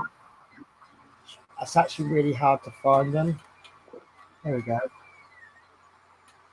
Oh wow! So this will be on the same button as the blinds. Yeah. So am I right? Am I right in assuming that this is going to be going behind the destination blinds? Yes, I would have said so. Yes. At the back. So can you confirm that this piece F with two wires, we have not been told to put that in? No. No. But it makes logic sense where it's going to go. You know what I mean? I just put it on there to keep it safe. You know what I mean? If it hasn't, so basically, is that 86J? Let me have a look. Let me confirm. Should be 86J. Yes. Well, you're supposed to plug that into the extender bit of grey and white at the back. Oh, we do plug it. Okay. So obviously, they're either going to be indicators, which you'll find out if you test your lights, or they're going to be front destination blind lights. Or they're trying to kill me, because when I pick the bus up, this is going to fall on the floor. This will trail on the floor. I'll trip on it, and the whole bus will go flying. They are trying to kill me. I know. Just because I'm paranoid doesn't mean they're not out to get me. Death by Routemaster. So have you plugged that in? Yeah, it's plugged in. We did already test. Do you want to test? Time to test it, yeah.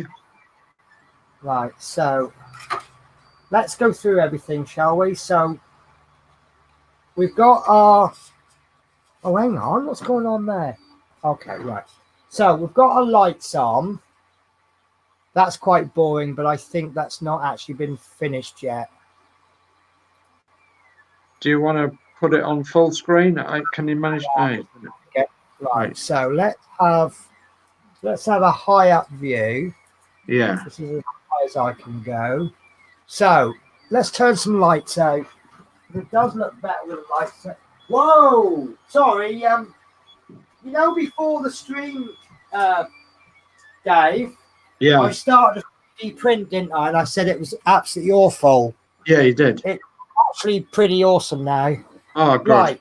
So, lights are on, but nobody's home. I'm not going to show you the headlights because that involves turning the bus around. Yeah. And this red down here at the bottom, that's coming from this circuit board with the 3 LEDs on. That's the So back. then we want to turn the destinations on. So that's them gone on there. Ah. Then we want to start the bus up. If I can reach it. My hands are too big.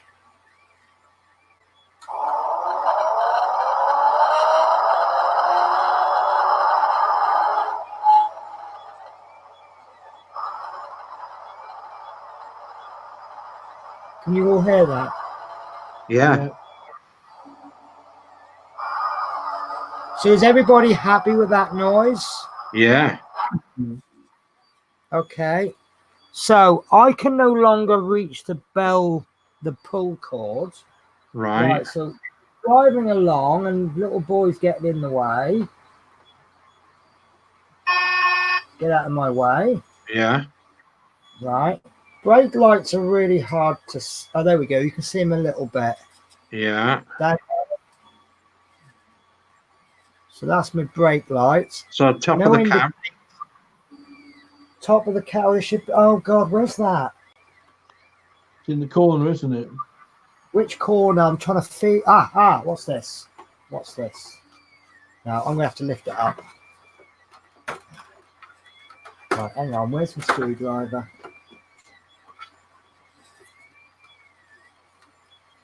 There it is. It's in the corner. It works! Oh, my God. That's really bright. Can you see that? Yeah. Really bright. That's got to be Facebook group photo of the month there, isn't it?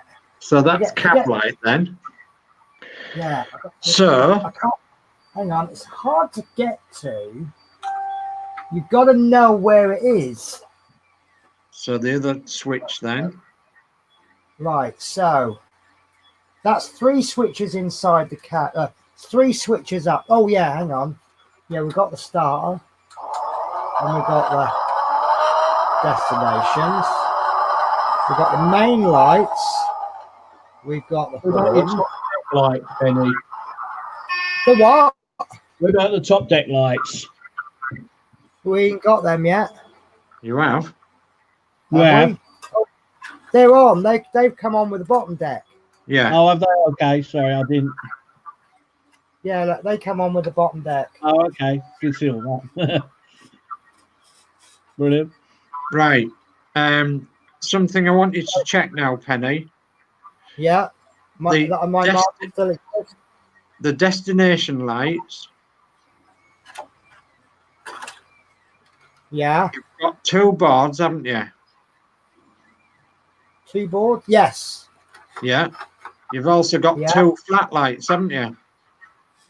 Yes. They are front destination lights. These, yes. They're for the front destination. This isn't going to reach all the way to the front. No, they're the back ones. The little ones. So why are the little ones displaying such a big light? The little ones are the front destination lights.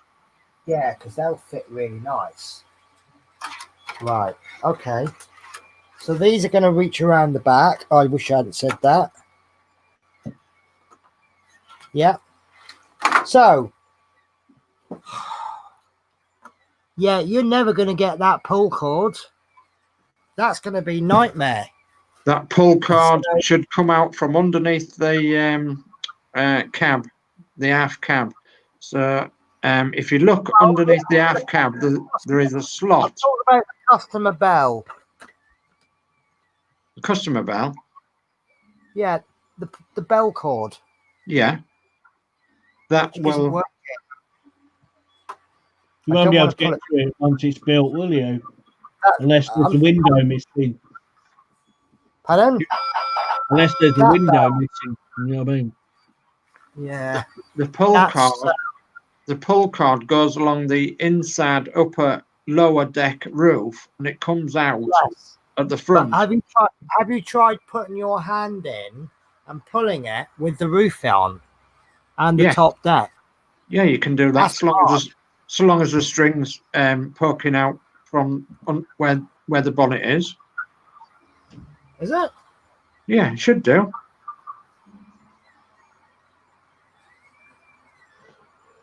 I don't know.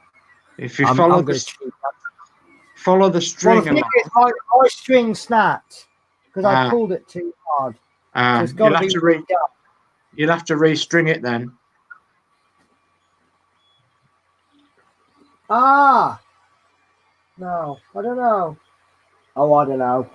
Right. Well, anyway, the bells all work. Yeah. But at the moment, I've got normal bells. Yeah. Which off stream, off camera, I'm gonna revert it all back so that my bell cord will be the buzzer and the bell will be the bell, but I'm then going to reroute one of the bells to the cord so that you've got one of each, just for demonstration purposes. Yeah.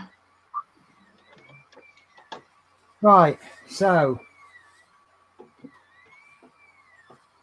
Right. Oh, I can't. Actually, the easiest way to switch everything off is to switch it off at the plug. Yeah, the mains. Because it doesn't come back on again when you switch on. Right. So. Oh, that's exhausted me, that has. Yeah. Right. So, is everyone happy with that? And relax. I'm relaxed, yes. That, I must admit, if you are really tense, maybe bad day at work, and you want to do this to chill out and relax, perhaps don't do this issue. No. Well, unless, see, I thrive off problem solving, and I think that's helped me today. I have chilled out on this. Let me put my bus away, because the longer it's on my table, the more chance it has of getting broken. And I've got to come up with a webcam solution now, because I really need that webcam behind me now, don't I? Yeah. Right. Yeah. Let's make sure. Oh, this has got to weigh at least 300 pounds.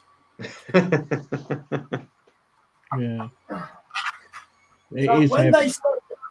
When we say about the total cost of the build, that's not how much we've had to spend on it. That's how much it weighs. Yeah. When it's finished. Oh, that is really heavy. So,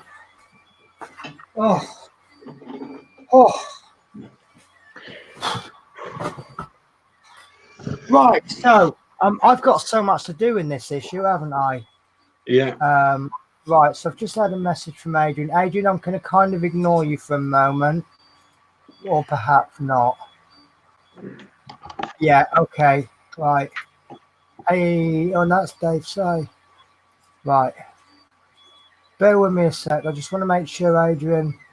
Right. Right. Adrian sent me a message. It says, Penny, you've not used all the components in the issue.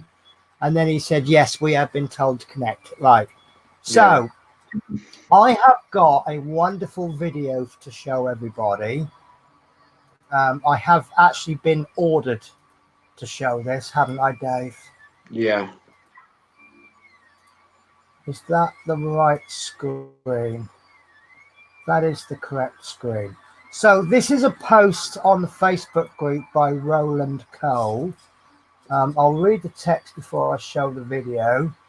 Now that we have all the lights for our buses, I couldn't resist plugging them in so that I can finally give my remote a full function test. So I need to unshare that and then share it because I forgot to share the sound. So share screen, Chrome tab, share audio. As you can tell, I'm really smooth and good at this. Right, so have a watch of this, guys. And this is really good. Hi guys, right, I've just temporarily set up all the lights on the bus just to test out my remote control. A couple of people on here have asked about it. I am able to make these units up as and when required. All the details are on the group page. Just to show how they're actually going to work, there's the remote control. Button A controls all of the front lights, the rear lights, and the upper and lower decks. Button B will turn on all the lights and the blinds, and button C does the driver's cab. I think of the word. There is one spare channel which I've allocated to. So yeah, that's it, guys. All the other switches on the bus will stay as designed by HX. This will only modify the lights, the driver's cab, and the blinds, plus the belt. Okay, so just turn them all off now. That's the driver's cab off, the blind off, and that's it, back to darkness. So, one more go. So, lights, blinds, driver, all gone. Lights off, blinds off, driver off, and that's it. Okay, guys, take care. How amazing is that? Yeah. Yeah. Hats off. Absolutely. Would have been nice if Hachette had done that from the start for us. Yeah. Rather than trying to get into all these little buttons everywhere, if you know what I mean. It's all costs, though, isn't it? Yeah. True. But they could have done maybe a premium pack. So bear with me a sec, guys. I left that video running. Let me just take the front off and show you. There we go. So I had Kevin Kilford's video running. And all of a sudden, I heard his lovely tones. Yeah. So I mean, I'm now in queer because that light box, I thought that was always going to go behind the front destination, but you're now saying it's not. No. So obviously, maybe we want to wait a couple of weeks before we start asking Roland to do that. I don't know. Or how does it work? Does it just plug in? Does he splice the wires and it just interrupts the wires? So yeah. that button will work that box regardless of where it's placed. Yeah.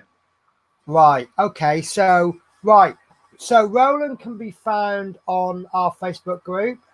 Yeah. I haven't put any descriptions in this stream yet because I forgot to set the stream up this morning. So I had to do it from my mobile at work. I do apologize for that. Normally I have the description, but if you look at an older episode of the stream, but not last week's because something went wrong and it never got uploaded. The only reason I haven't really been too concerned about it was because last week was essentially the same as the previous week. Yeah. Well, I'm not overly concerned. The only thing we missed out on is the discussion. Shall we just have a little look at next week? Yeah. Yep. And I'm sorry, I'm going to have to say it. I've got to say it. You're going to pinch the screen. Right, so that's the finished view of this week. So next week, the back wall panel for the upper deck is supplied and fitted. We also fit the wall around the top of the stairs. Yeah. So that wasn't going to be what I thought it was going to be. So I'm going to cheat. Bear with me a sec. And I'm going to get the actual issue, which came out today. So it's not really a spoiler. No. Because I've been dying to say this all day long.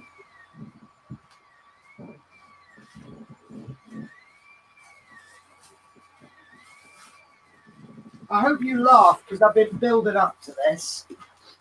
Right. So this is next week's issue. And that's the part. Yeah. And I don't like it. I really don't like it. Because I think it's ugly. I think it looks like the back end of a bus. Boom! Yeah. No, it's nice. It's I'm not opening the packaging, but it looks like one big piece and a pack of screws, 2 packs of screws, JP and FMs. So hang on, there's some little white, there's some silver bits in there. So obviously I think it's going to be the rails going up the stairs. We're going to fit those stairs, which I think I already have placed on the bus. So we're going to fit this piece. Right, yep. I suspect. One of those loose bulbs. Yes. It's going to go into there. Yeah. Right, okay, makes sense. Do you think we're going to fit the lower back wall? I've already fitted mine. We have fitted it already, haven't we? Yeah. No, we haven't. Well, if we have fitted it, I've just broken it. Because there it is. Oh. Yeah. So, do you think we'll screw this in next week? We might do, but I doubt it. We may not, because we might do. We've got JP screws, but also, do you remember when they gave us loads of screws, which were going to be used for other issues? Yeah. We used them all. And I'm not talking about the one spare. I'm talking about like 5 or 6 screws that we never used. I'm convinced of it. So hopefully in the chat there should be the Routemaster group.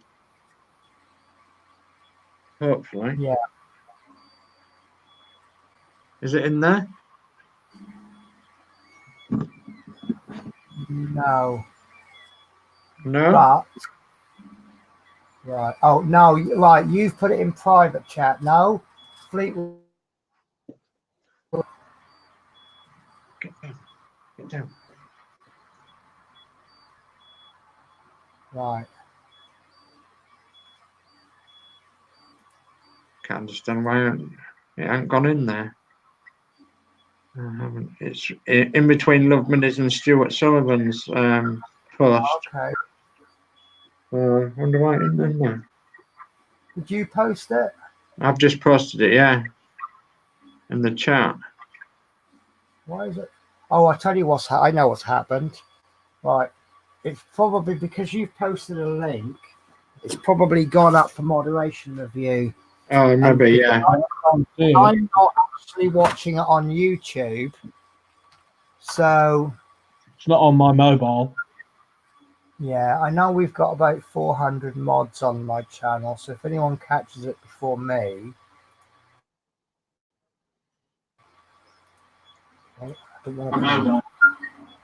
Thought it'd be okay with mute. There we go. Right. Thought it'd be okay with Love Minis to do that, unless she hasn't seen it. I can't see it on mine, Dave. Okay, well, it's one way to sort this then. Let's post it again? I can show you what. Right. So that is the Facebook group that should be coming up. Right, that's up there. That's there now, yeah. If you don't want to copy and paste that, you can find it by searching this text in Facebook.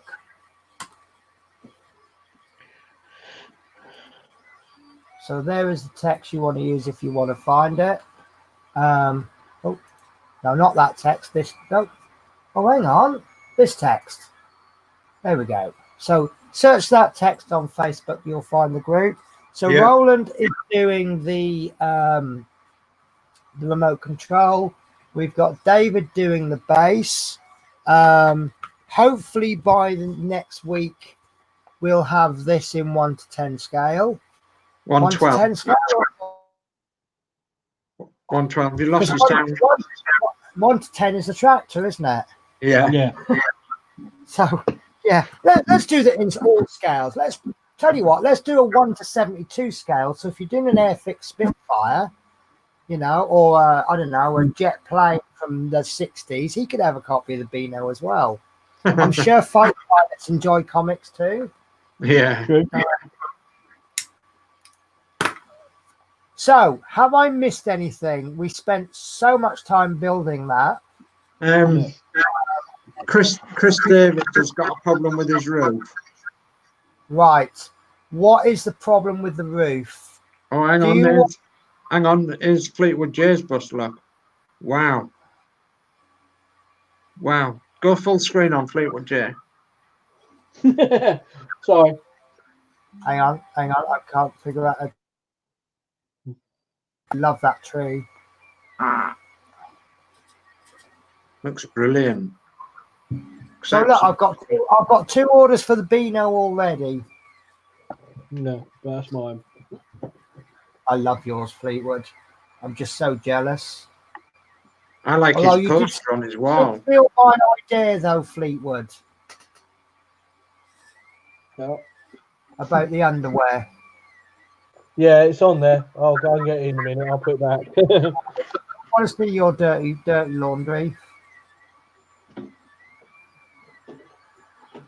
Give me a minute. I've got so much junk. There we go. So, for a model that is exactly the same for everybody, we've got so much individuality, haven't we? Yeah. Right. Yeah, Chris, give me a second. And right, copy clipboard. So I'll send you a link, Chris. This is what we keep trying to want to do. We want to get people on the show. If they've got a problem, come on and show us. And I can't find you, Chris. There we are. And yeah, I mean, it's not just us 3 that can help. Maybe the audience can help as well. Yeah. So, I mean, the only thing I can think of is, don't forget, we haven't actually fixed any roofs yet. No. Love it. Have you been touching up silver bits, Fleetwood? I've used chrome tape along the edge of my floors. Yes. Yeah. So I've still got a lot of catch. I've got that little bit of silver I want to touch up on.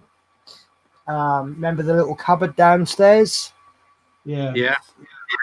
That I need to touch up. I also need to do some poles. You just want to show off everything in your room, didn't you? Oh, I've got a load of bits and pieces. I've got more yeah, bits and pieces. I mean, like I said just now, given that this model is exactly the same for all of us, it's so people really have gone to town, haven't they? Yeah, there's Why no I watch you on YouTube. There we go. So have you just got the one box of Fiat? Hang on, did you show us that again? Did you get a magazine with your Fiat? No, I printed it off. Ah, okay. Yeah, I've got I've six. got some good news. Right, I need to ask you guys something. Right, I've got some things in the post. I've got poor old postman. This is one thing that I got today, but let me show you 3 other things that I got.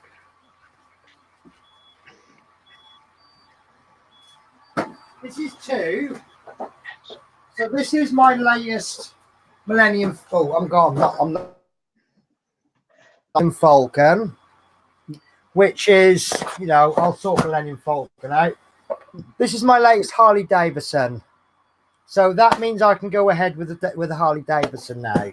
But this, so I was thinking maybe if I do a stream on Sunday for Harley, what do you guys think? Yeah. Yeah. And Get down. be preoccupied doing other stuff.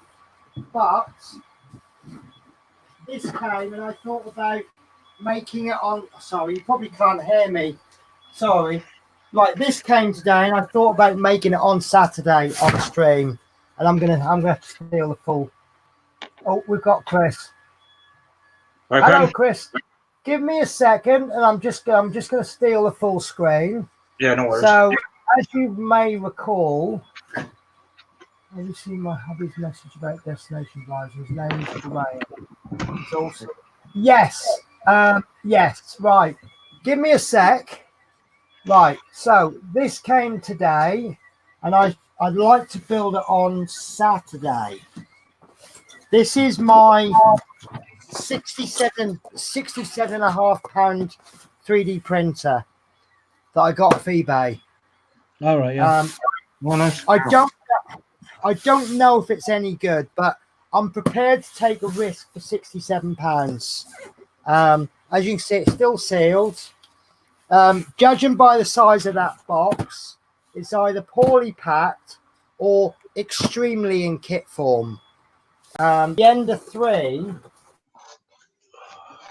is already assembled, and you just assemble, like you see all the bars that go around. You just have to assemble those.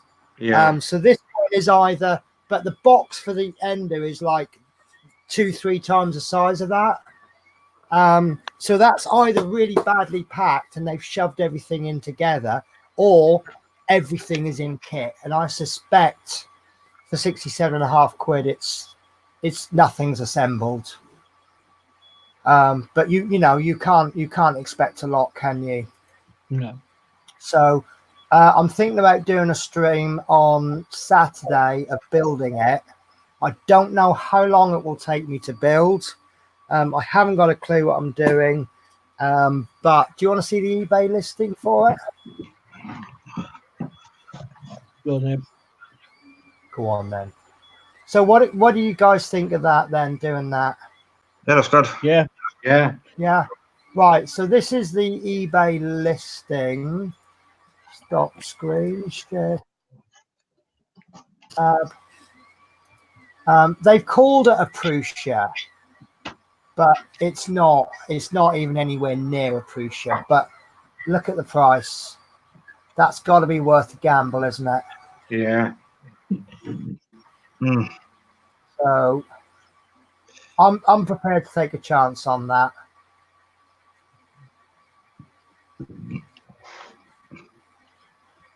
So I don't understand half of that, but all I'm seeing is cheap 3D printer.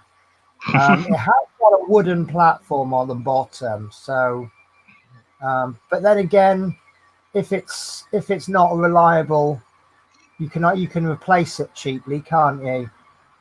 Probably make a replacement if it's made of wood. But if that really is images made on that printer, that's quite acceptable, isn't it? Yeah. Yeah. So that looks more like resin, but so yeah, that's what I've got for 67 quid, and basically it means that I can get 2 printers for less money than 1 printer costs. Mhm. And it might, if it works, it might encourage people to buy one themselves. Let me just get right, Chris. Get yourself ready. I'm intrigued by Fleetwood. That's What me have you goodie. got? That's me run. Is that packed lunch there? Yeah, it is. Yep. There's packed lunch. So first aid kit, packed lunch, fruit and nut, Bourneville, oak roots, woodbine, toffee apple, bottle of brandy, Astro, my World Cup manual I made myself, Oh, lovely. 4 cigarettes, salt and shake Chris, and the yo-yo for the schoolboy. Well, you got to have a yo-yo. Yeah, that's the little World Cup brochure I made for the football fan. Love it. Love it. Yeah. Well, that's all the stuff that's got to go on the bus. I love sandwiches. Have they got lettuce in them? Hang on. Yeah. I thought I could see a little bit of lettuce poking out. That's brilliant. Bought or made? Bought. Wow. That's brilliant. Yeah, That's the first aid kit. The first aid kit is actually amazing. Don't tell me you've got plasters and all sorts in there. Yeah, it comes with Oh, wow. the manual, and then this is how you put a plaster on. Yeah, then all the stuff inside, iodine and. Wow. Brilliant. Absolutely brilliant. Yeah. And there's more underneath as well. So, yeah. So, quick question for you, Fleetwood. Yep. Everything you're doing for the bus, when Yep. you get time to do anything else? And does Sean ever see? Yeah, well, Sean did sort of say when she saw my parcels when I came home, she said, I'll never see him for 3 weeks. So, Can't come out tonight, darling, because I'm too busy working on the Routemaster. Yeah. Yeah. If not, it's the Renault 4 or the Fiat over there, or the Lego build that I've got floating around, if you know what I mean. Yeah. So I've got. I think I've discovered Christine's trick with Dave. She knows it's going to come first, so she might as well join in. She's probably the only time to spend time. Many a true wad. That's one of the Chinese Lego. Ricky Mini. Yeah, Steamboat Willie, that one. And then the next one is. So, right. So just to go back to what's. Oh, brilliant. Oh, shit in the bottle. Fantastic. Yeah. I did see a message. I'll be honest with you. I get messages come through, and then I end up forgetting about them. I'm absolutely terrible like that. Let me catch up on the chat. So, yeah, got it right. So, right. The destination blind wire does not reach the front or the rear of the bus. I've contacted Harshett. Right. So, may I show this on screen? I'm going to assume a yes. Right. So, right. I see what you're saying. Right. Sorry, Chris. I don't mean to be pushing you to the back all the time. Right. So, this is Graham's photo. And what we've got there is, you can see that those light boxes aren't reaching far. Right, Penny, I've just answered this question on the Facebook group, and basically a lot of people are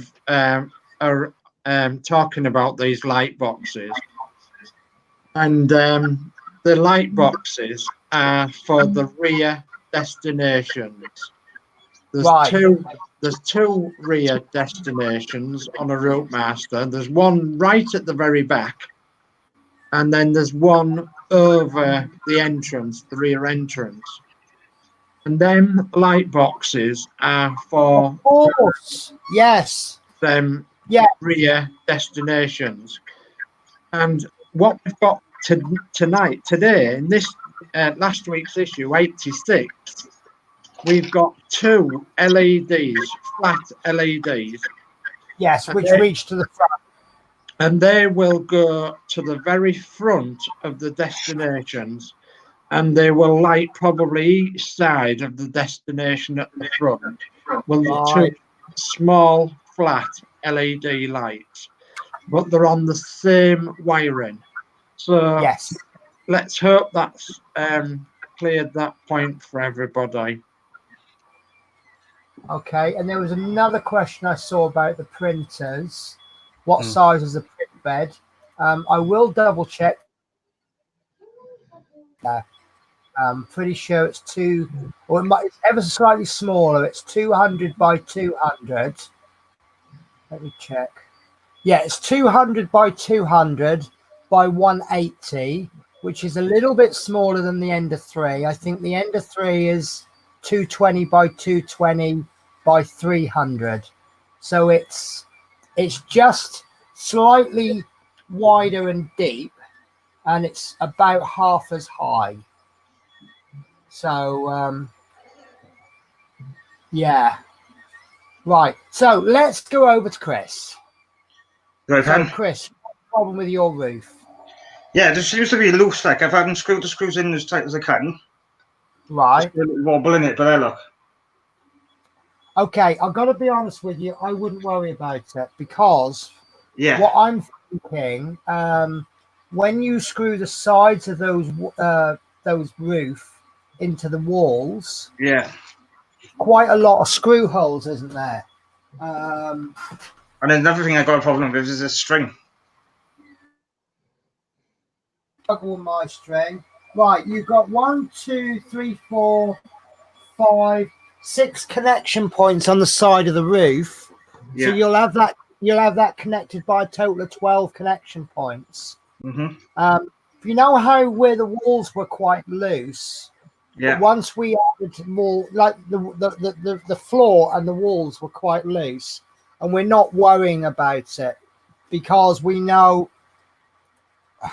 Right, if you have a square. Oh yeah. 4 sides, the square can do that. Oh, yeah, like a cube. Yeah. Right? Once you add a bottom to it, it adds more strength. But the top bits, once you turn that square into a cube, you've now got strength from 6 sides. That's what's going to happen with the passenger area of the bus. Does that make sense, Dave? Yeah. Yeah, I get you. Yeah. Can you just show me your roof again, Chris, please? Yeah, you didn't got a problem with the string as well because my string seems to be frayed. So which bit exactly are you? Where my fingers is? It's got where the joinings are. Oh yeah, it'll be absolutely fine. It will be fine. I just put the screws in. Right, it didn't seem like the screw was going in popping. No, it's okay because that's not actually structural to the bus. And as Penny says, once it's screwed to the sides of the bus at the top there, above the seats, it will give it strength that it needs. So it will be fine.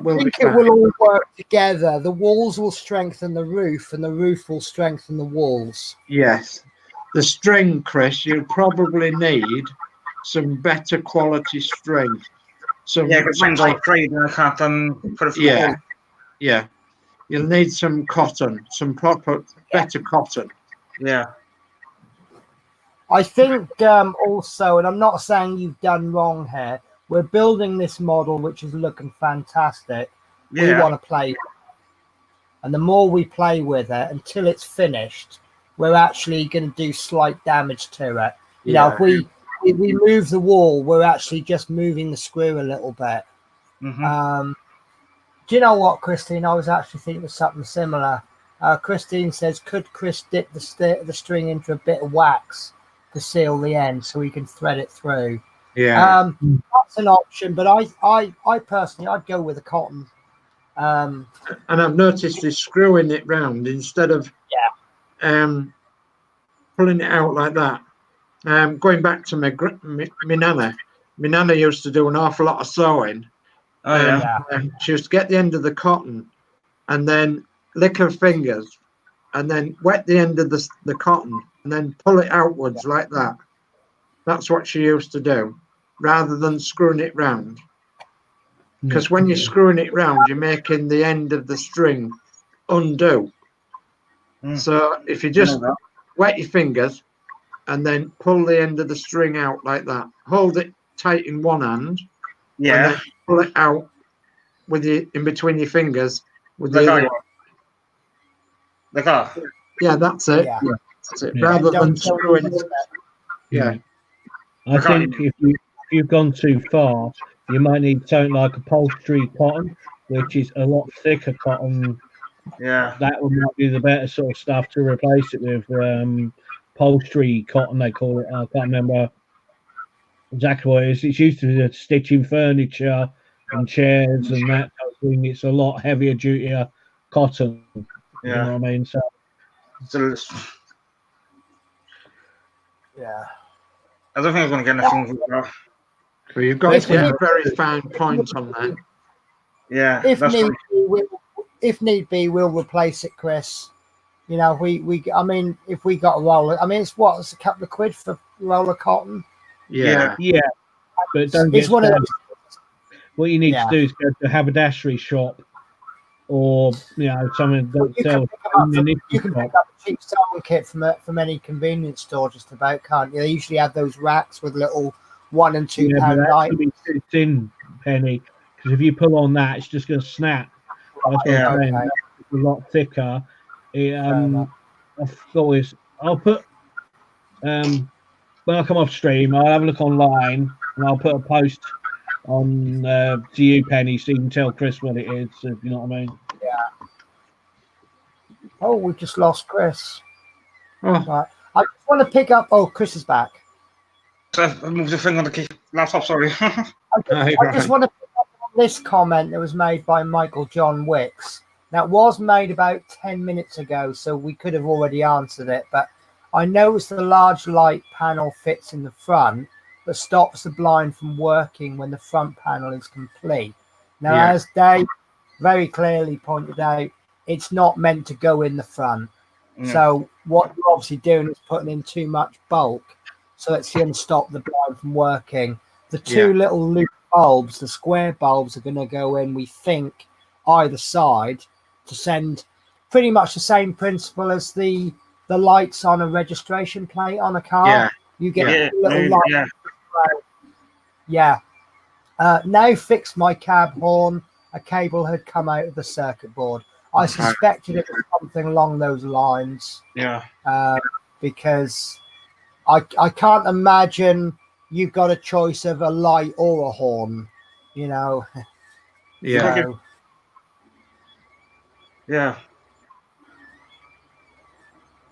So Dave Mills says, wonder if you could use fine fishing line. In theory, that would be good because that's got an awful lot of strength. But I wonder about the appearance of it. Anyone? Because a fishing line tends to be, it looks like a piece of plastic, doesn't it? You wouldn't be able to see it, would you? So, to be pedantic, is that black cord, is that the right colour? That's the one we have. I'm pretty sure in real life it's like a kind of a rope, isn't it? Like a plaited rope. Or am I wrong there? I'm not too sure. You know what I mean? We're going to be pulling it. I'm really keen on the idea of just putting a thread in and then rewiring that so that it connects to one of the bells. I think that'll be easy to do. In fact, we could probably just get some connectors. In fact, I might be able to do something with JST connectors now that I've got loads of them for the tractor. Yeah. Right. So how much is that, Fleetwood? Black. £2.89 for 30 meters. Right. I think that'll do you quite a few cords there. Stuart Sullivan is saying not as authentic. Red maroon was the real colour. So there you go. So maybe consider doing red maroon. Yeah, much. Yeah, that sounds interesting. It does. Yeah. Oh, right. Just gonna check on my prints. Well, the only colours I can think. Oh, No, that's not. Adrian, you're gonna love me. Why have you painted white? Just little colours, you see. Get them in all different colours, Fleetwood. Yeah. Yeah, they do silver, blue, dark brown, black, light brown, beige, goldy colour, dark silver, copper, and then like a dark brown, if you know what I mean. Yeah. I think there's a fishing shop near me, near me in the town centre. If I remember, I will pop in and I'll see if I can get a little bit of fishing line without buying the whole lot. They got that one called Red Coffee, which is a burgundy cut sort of colour. Yeah. Yeah. And that's £2.24 delivered. I'll do it on it. And that's 50 Is that the cheapest way to buy it though? Yeah, well, a normal reel of cotton's going to cost you £1, isn't it? Love Mini says I've got a printer farm. Do you know what? It feels that way. At the moment, I'm doing prints for Adrian and Fleetwood J's tractor. And I'm literally, as soon as one comes off, the next one goes on and on. On and off. I don't know if you see this shelf. It's absolutely chock-a-block full of bags of prints. And I'm now going to be doing prints for somebody else. Yeah. If this printer is any good, I'll be able to do a load more. But in actual fact, we worked out on Saturday. I got a bit crazy with the prints. Didn't need to do that much in week 1 and week 2. Mm-hmm. But even the way that I've laid them out, I can actually get. I've actually done. Excuse me, sorry. Let's go. I can actually get the entire tractor printed, every single bit for the tractor done within a week. Wow. So, yeah. So if I got if I had say 4 people wanted tractors done, what I would do is get the first stages done, and I could probably do enough for a few weeks within a day. Yeah. And then sort of do a production line. So I'll do person 1, 2, 3, and 4, and then go back to 1, 2, 3, 4. And with 2 printers, I can get 4 print beds done a day. Yeah. And obviously with 3, that's another 2 I can get. So yeah. So if anybody is interested in doing the tractor, again, you still got to get the electronics. I'm working out a way to actually sell it as a part work. So I will send you 3 issues every month. But it's working out at going to be about 60 quid a month, which is, I think, is quite expensive, but it's going to take a lot of hassle off you. And it means that, like, if I had 4 people did it, I can, instead of ordering 1 of each part, I can actually order 4 of everything, or 4, which then helps a little bit with the postage. But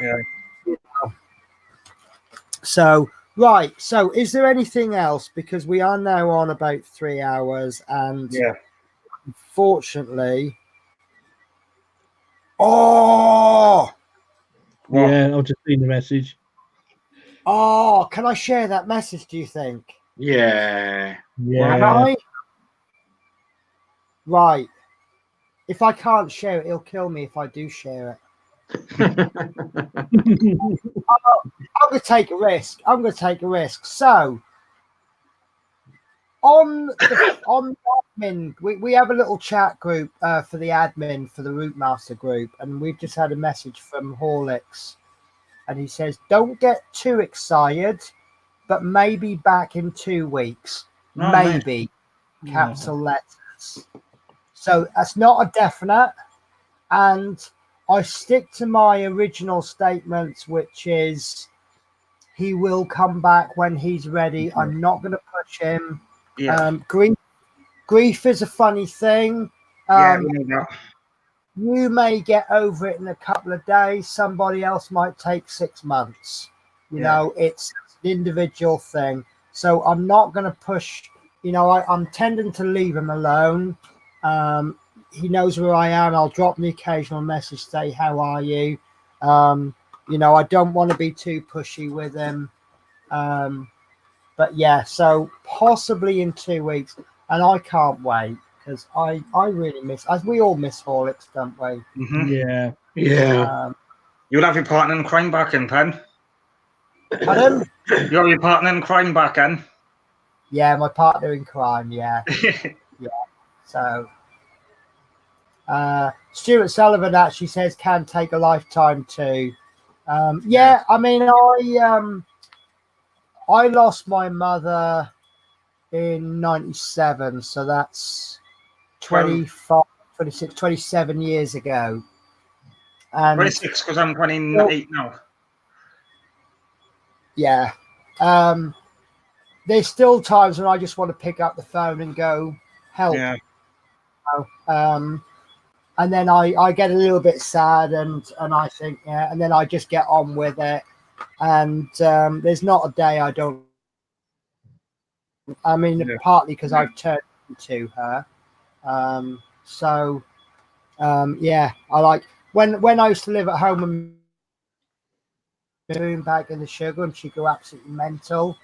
And now I go mental when someone puts a wet spoon in the sugar. Yeah. And it's those little things. Right. Stuart Sullivan says, Dave said, did you mention the pull cord coming out from the near side front wall? Yes, I did.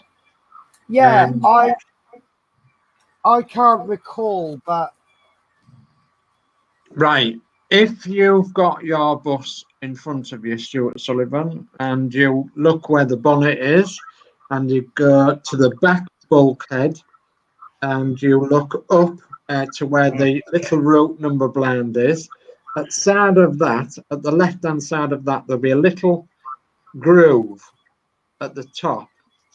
And in that little groove, that will line up perfectly with the wire for the bell that runs the cord for the bell that runs right to the bell switch. So your cord comes through there, all them little brackets along the roof, and it comes down that little groove. And I suppose you could tie a little knob on the end of it, and so you could pull it, and then you could pull your bell cord from underneath the cab. Innuendo Wednesday, Dave. Innuendo time, yeah. Yeah.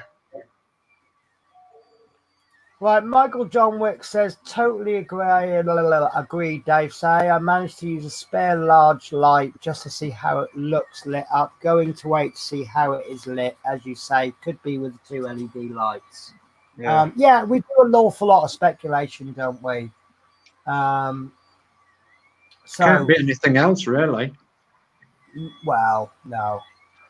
Dave Milne says, I'll have to watch from the beginning tomorrow, see how the rewiring, that's it, yeah.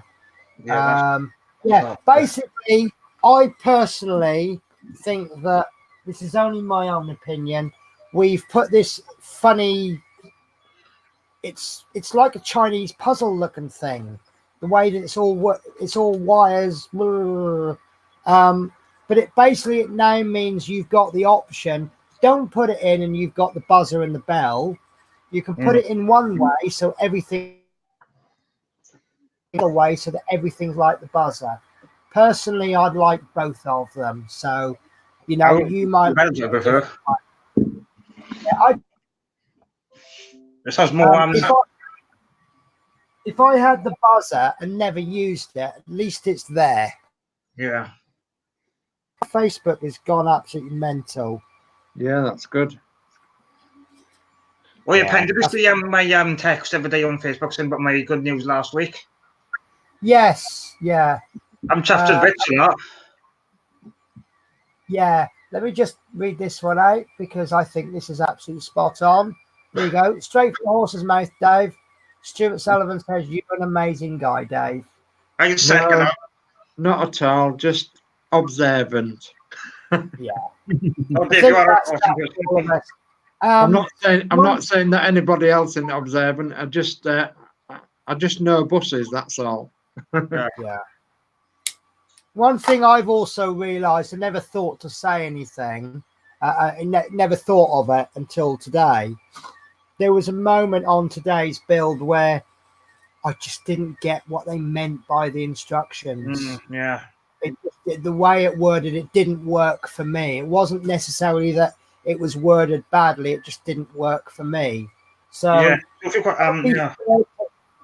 you have to read the instructions 4, 5, 10 times, what I found was just break it down. Yeah. We just took a few words of a sentence, dealt with that bit, then dealt with the next bit. Yeah, because they're probably they're cramming too much thing together, see, they're cramming it all in. Yeah. It's I can explain something to Dave and he'll go, "Yeah, I totally get it." And then I'll explain the same thing to Fleetwood, and Fleetwood will be, "What the hell are you on about, Penny?" Yeah. And then another time, Fleetwood will get it and Dave won't. It's just how it comes across. And apparently my sound is breaking up. So, but yeah, it's just how it's worded. It doesn't always work for other people. It's like me. I got to if the word's something with me, it's got to be totally different because sometimes I won't understand sentence. Yeah, but sometimes I'll say stuff to you that I'm thinking, "Oh, you didn't get that," and you're like, "Yeah, I get it." So it's just, but yeah, don't be frightened. And also, we've got the Facebook group, so if you don't get the instructions, why not post on the Facebook group? Go, guys, I don't get this. What's going on? You know, we're not all going to go, "Well, you're stupid." You know, we'll help. We'll reword it. Yeah, of course. We all got difficult, it's like learning difficulties. That's a bugger to thing because I got a moderate one out of. Yeah. What is it they say? The only stupid question is the one that you don't ask. You ask yourself, Yeah.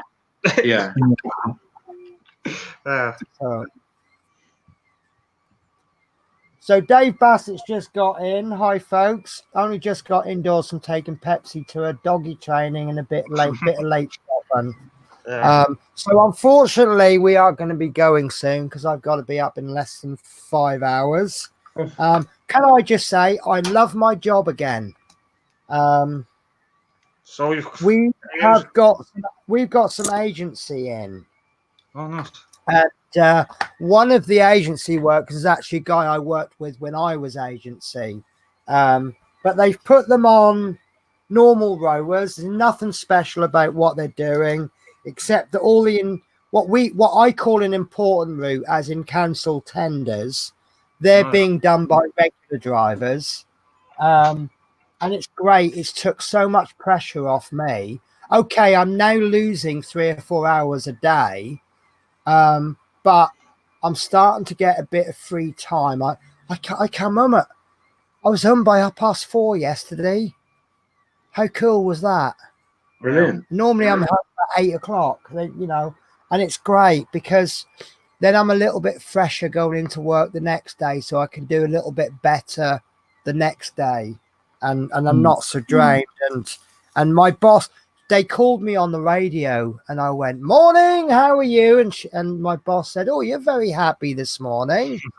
She said, "Is it because it's Wednesday?" I said, "Well, no," I said, "I'm just happy because I'm fresher." So it's great. I love, but one of them said a really sad thing to me. He said, "Oh, I like you. You're the only one who's been nice to me." The trouble is the nature of agency is that I will come to you, Marty McFly. I will come to you. The nature of agency is that people don't. The staff look at the amount the agency are charging for the staff for their agency workers, not the amount that the agency. And all right, they are on more than us, But the reason they're on more than us is because that's what their company pays us. You know, you don't, when you take an agency job, you don't get paid what the company gets paid. You get paid what your agency charges. And they are on more than us. But then people don't take into account the fact that they're paying for their accommodation in Newport, and they're also paying for their accommodation. So a lot of them, even though they're on more money per hour, they're not actually on more take home than us. And I'm trying to get you on. There we go. She's back. So, I was just wondering. yeah. What? So She's doing well. No, but my friend said to me, he goes, the animosity was worse than last time. And I'm like, I can't believe that, but it's not good, is it? Trying to get a bit. Right, so yeah, Marty McFly, Dave Mills actually answered your question. It is on a test run. I think, was it you, Dave? Did you post something about that? Yeah, I got. I actually contacted Arshet through the YouTube site and said what a beautiful model it would be, and said that I couldn't personally afford it at the moment, but if they wanted to do it after the Routemaster was finished, then I may consider doing it. And they wrote back and said, well, at the moment it's on a 4-issue test run, and they will be looking at doing it if it's been successful on the test run at a later date. They didn't give me any details. They just said at a later date. Do you know what? That would be perfect, wouldn't it? Yeah. And that would be our Wednesday show already waiting for us, wouldn't it? Yeah, build a Spitfire. Yeah. We could keep this when, because it's like a little community club we've built now, isn't it? Yeah. I think we've got to the point now we don't really care what we're building. We just come here because there's a bit of fun on a Wednesday night. I mean, obviously we do care what we build, but you know, whether it's a bus or a Spitfire or a Lancaster or a Land Rover, you know, we all come. This is our little, you know, we joke on our little chat group about, hey, it's Routemaster Day. That's what we call it at work now. Because the bosses go, oh God, yeah, Penny's got to go early because it's Routemaster Day. You know, it's known as or bus day, or you know. So obviously, like my operations man, she's like, on a Tuesday, it's more, oh, this is work late day, isn't it? Because you want to go home early tomorrow. I'm like, yeah. But it's become it's become a Wednesday night little thing, isn't it? Yeah. So, right, guys, I'm going to close the stream down because I do need to go to bed. Yeah. Tell you what, Marty, I'm just really privileged. I feel really privileged because all these test runs, they never come out where I live. And finally, I've got the test run. I've got it. It's mine. I haven't bought issues 2, 3, and 4, and I'm not going to buy issues 2, 3, and 4 because when it comes out, A, they might be different, and B, I'll be buying them anyway. Yeah. So, and I've subscribed from issue 2 because I will. When it comes out for real, I will buy issue 1 from the shops because I want to see if it's different. I want to see if the literature is different. I want to see if the free gifts are different because the Terminator changed their free gifts, didn't they? So, right. So, right. Let's say goodbye. I'll tell you what, I like it more when I let you fight over who's going to say goodbye first. So, off you go.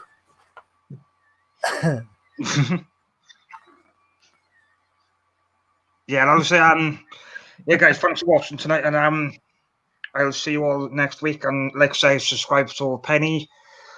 Monday night you got Chris Camplin, you got me Tuesdays, you got Penny on a Wednesday. Thursday you got World of Wayne every 2 weeks. Friday you got Adrian, then Saturday Penny again, and then Sunday every so often you got Fleetwood J or Dave say. Is it it's this Sunday, isn't it, Fleetwood? We're doing the Fiat. Yeah. Yeah. I don't know if he knows he's on mute. Yes, but, I am. Yeah. Sorry, I was just sorting out Spicy this. I'm really looking forward to that because this Fiat might be a load of crap for all I know. The parts look nice. Yeah. Oh, the parts look nice, but are they any good? Look at that. That looks amazing. Yeah. So until we actually get in there with our do you think we'll get away with using this, Fleetwood? Possibly. You might do. Look at What's that, that? eh? Is that the Fiat, Oh, Renault. I got you.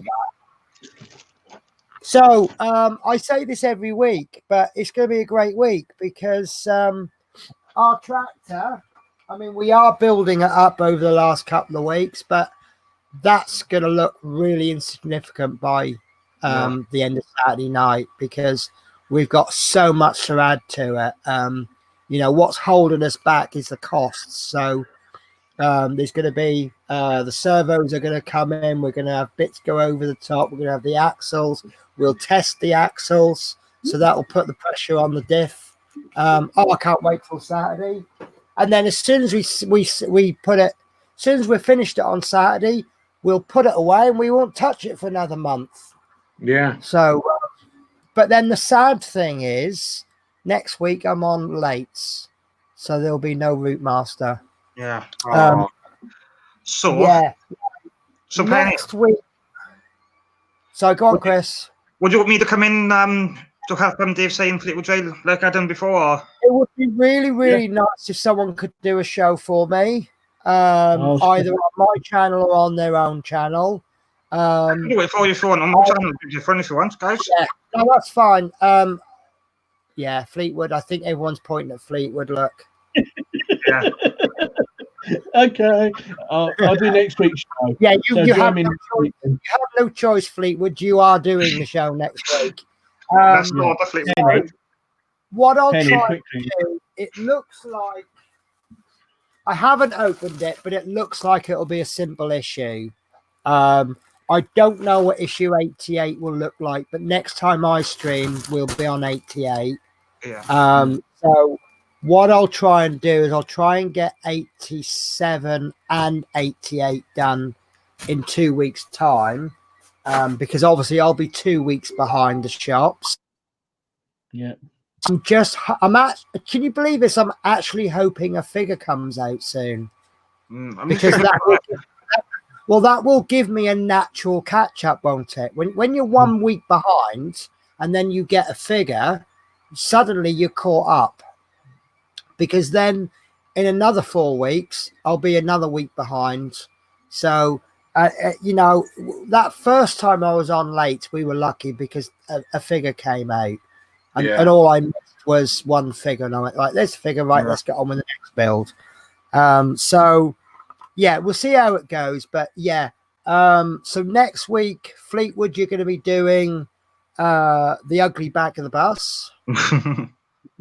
No, it's good. Do you know what? It's about the only bus that is nice from the back, isn't it? Yeah. Yeah.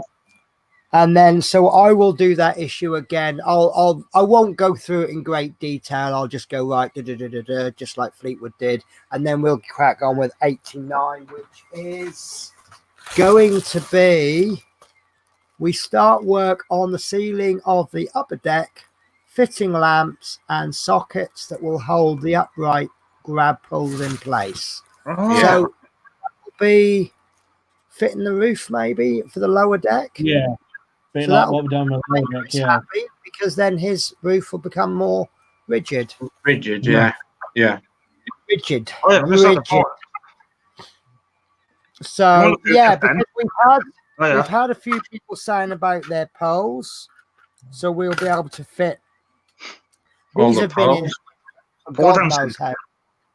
And I know many people have been commenting about this, and mine's a little bit bent. I think a lot of people have been saying about this being bent. I'm absolutely confident that once we fit the bit on top, that will straighten that. because I can see that this bit will be screwed down Yeah. already. Did they actually give us instructions to fit it? Yeah. Yes, sir. Yeah. It was your choice not to fit it. That's right. I remember now because Yeah, MP screw, I think it was. yeah, I wasn't sure if I would remember, so I've actually stuck a piece of masking tape over the screw hole, Yeah. telling which screw to use. Yeah, MP Yeah. screw, right? So I will put that. So once we get, Yeah. so that bit looks like it's going to fit into the roof of the bottom deck. Yeah. So yeah, as Dave Milne says, we now need to be putting the figures for the lower deck in. Yeah. So I think I'm only going to have 4, maybe 3. I'm going to have the old lady, the city gent. I've got to have the football fan on the bottom deck, haven't I? Yeah.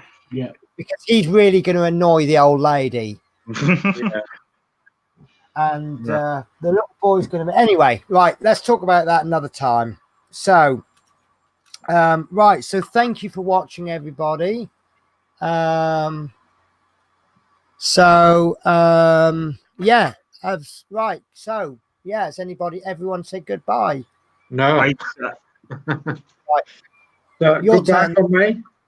Goodbye from me. Thanks for watching, and be sure to watch next week when it'll be Fleetwood J who will be running the channel.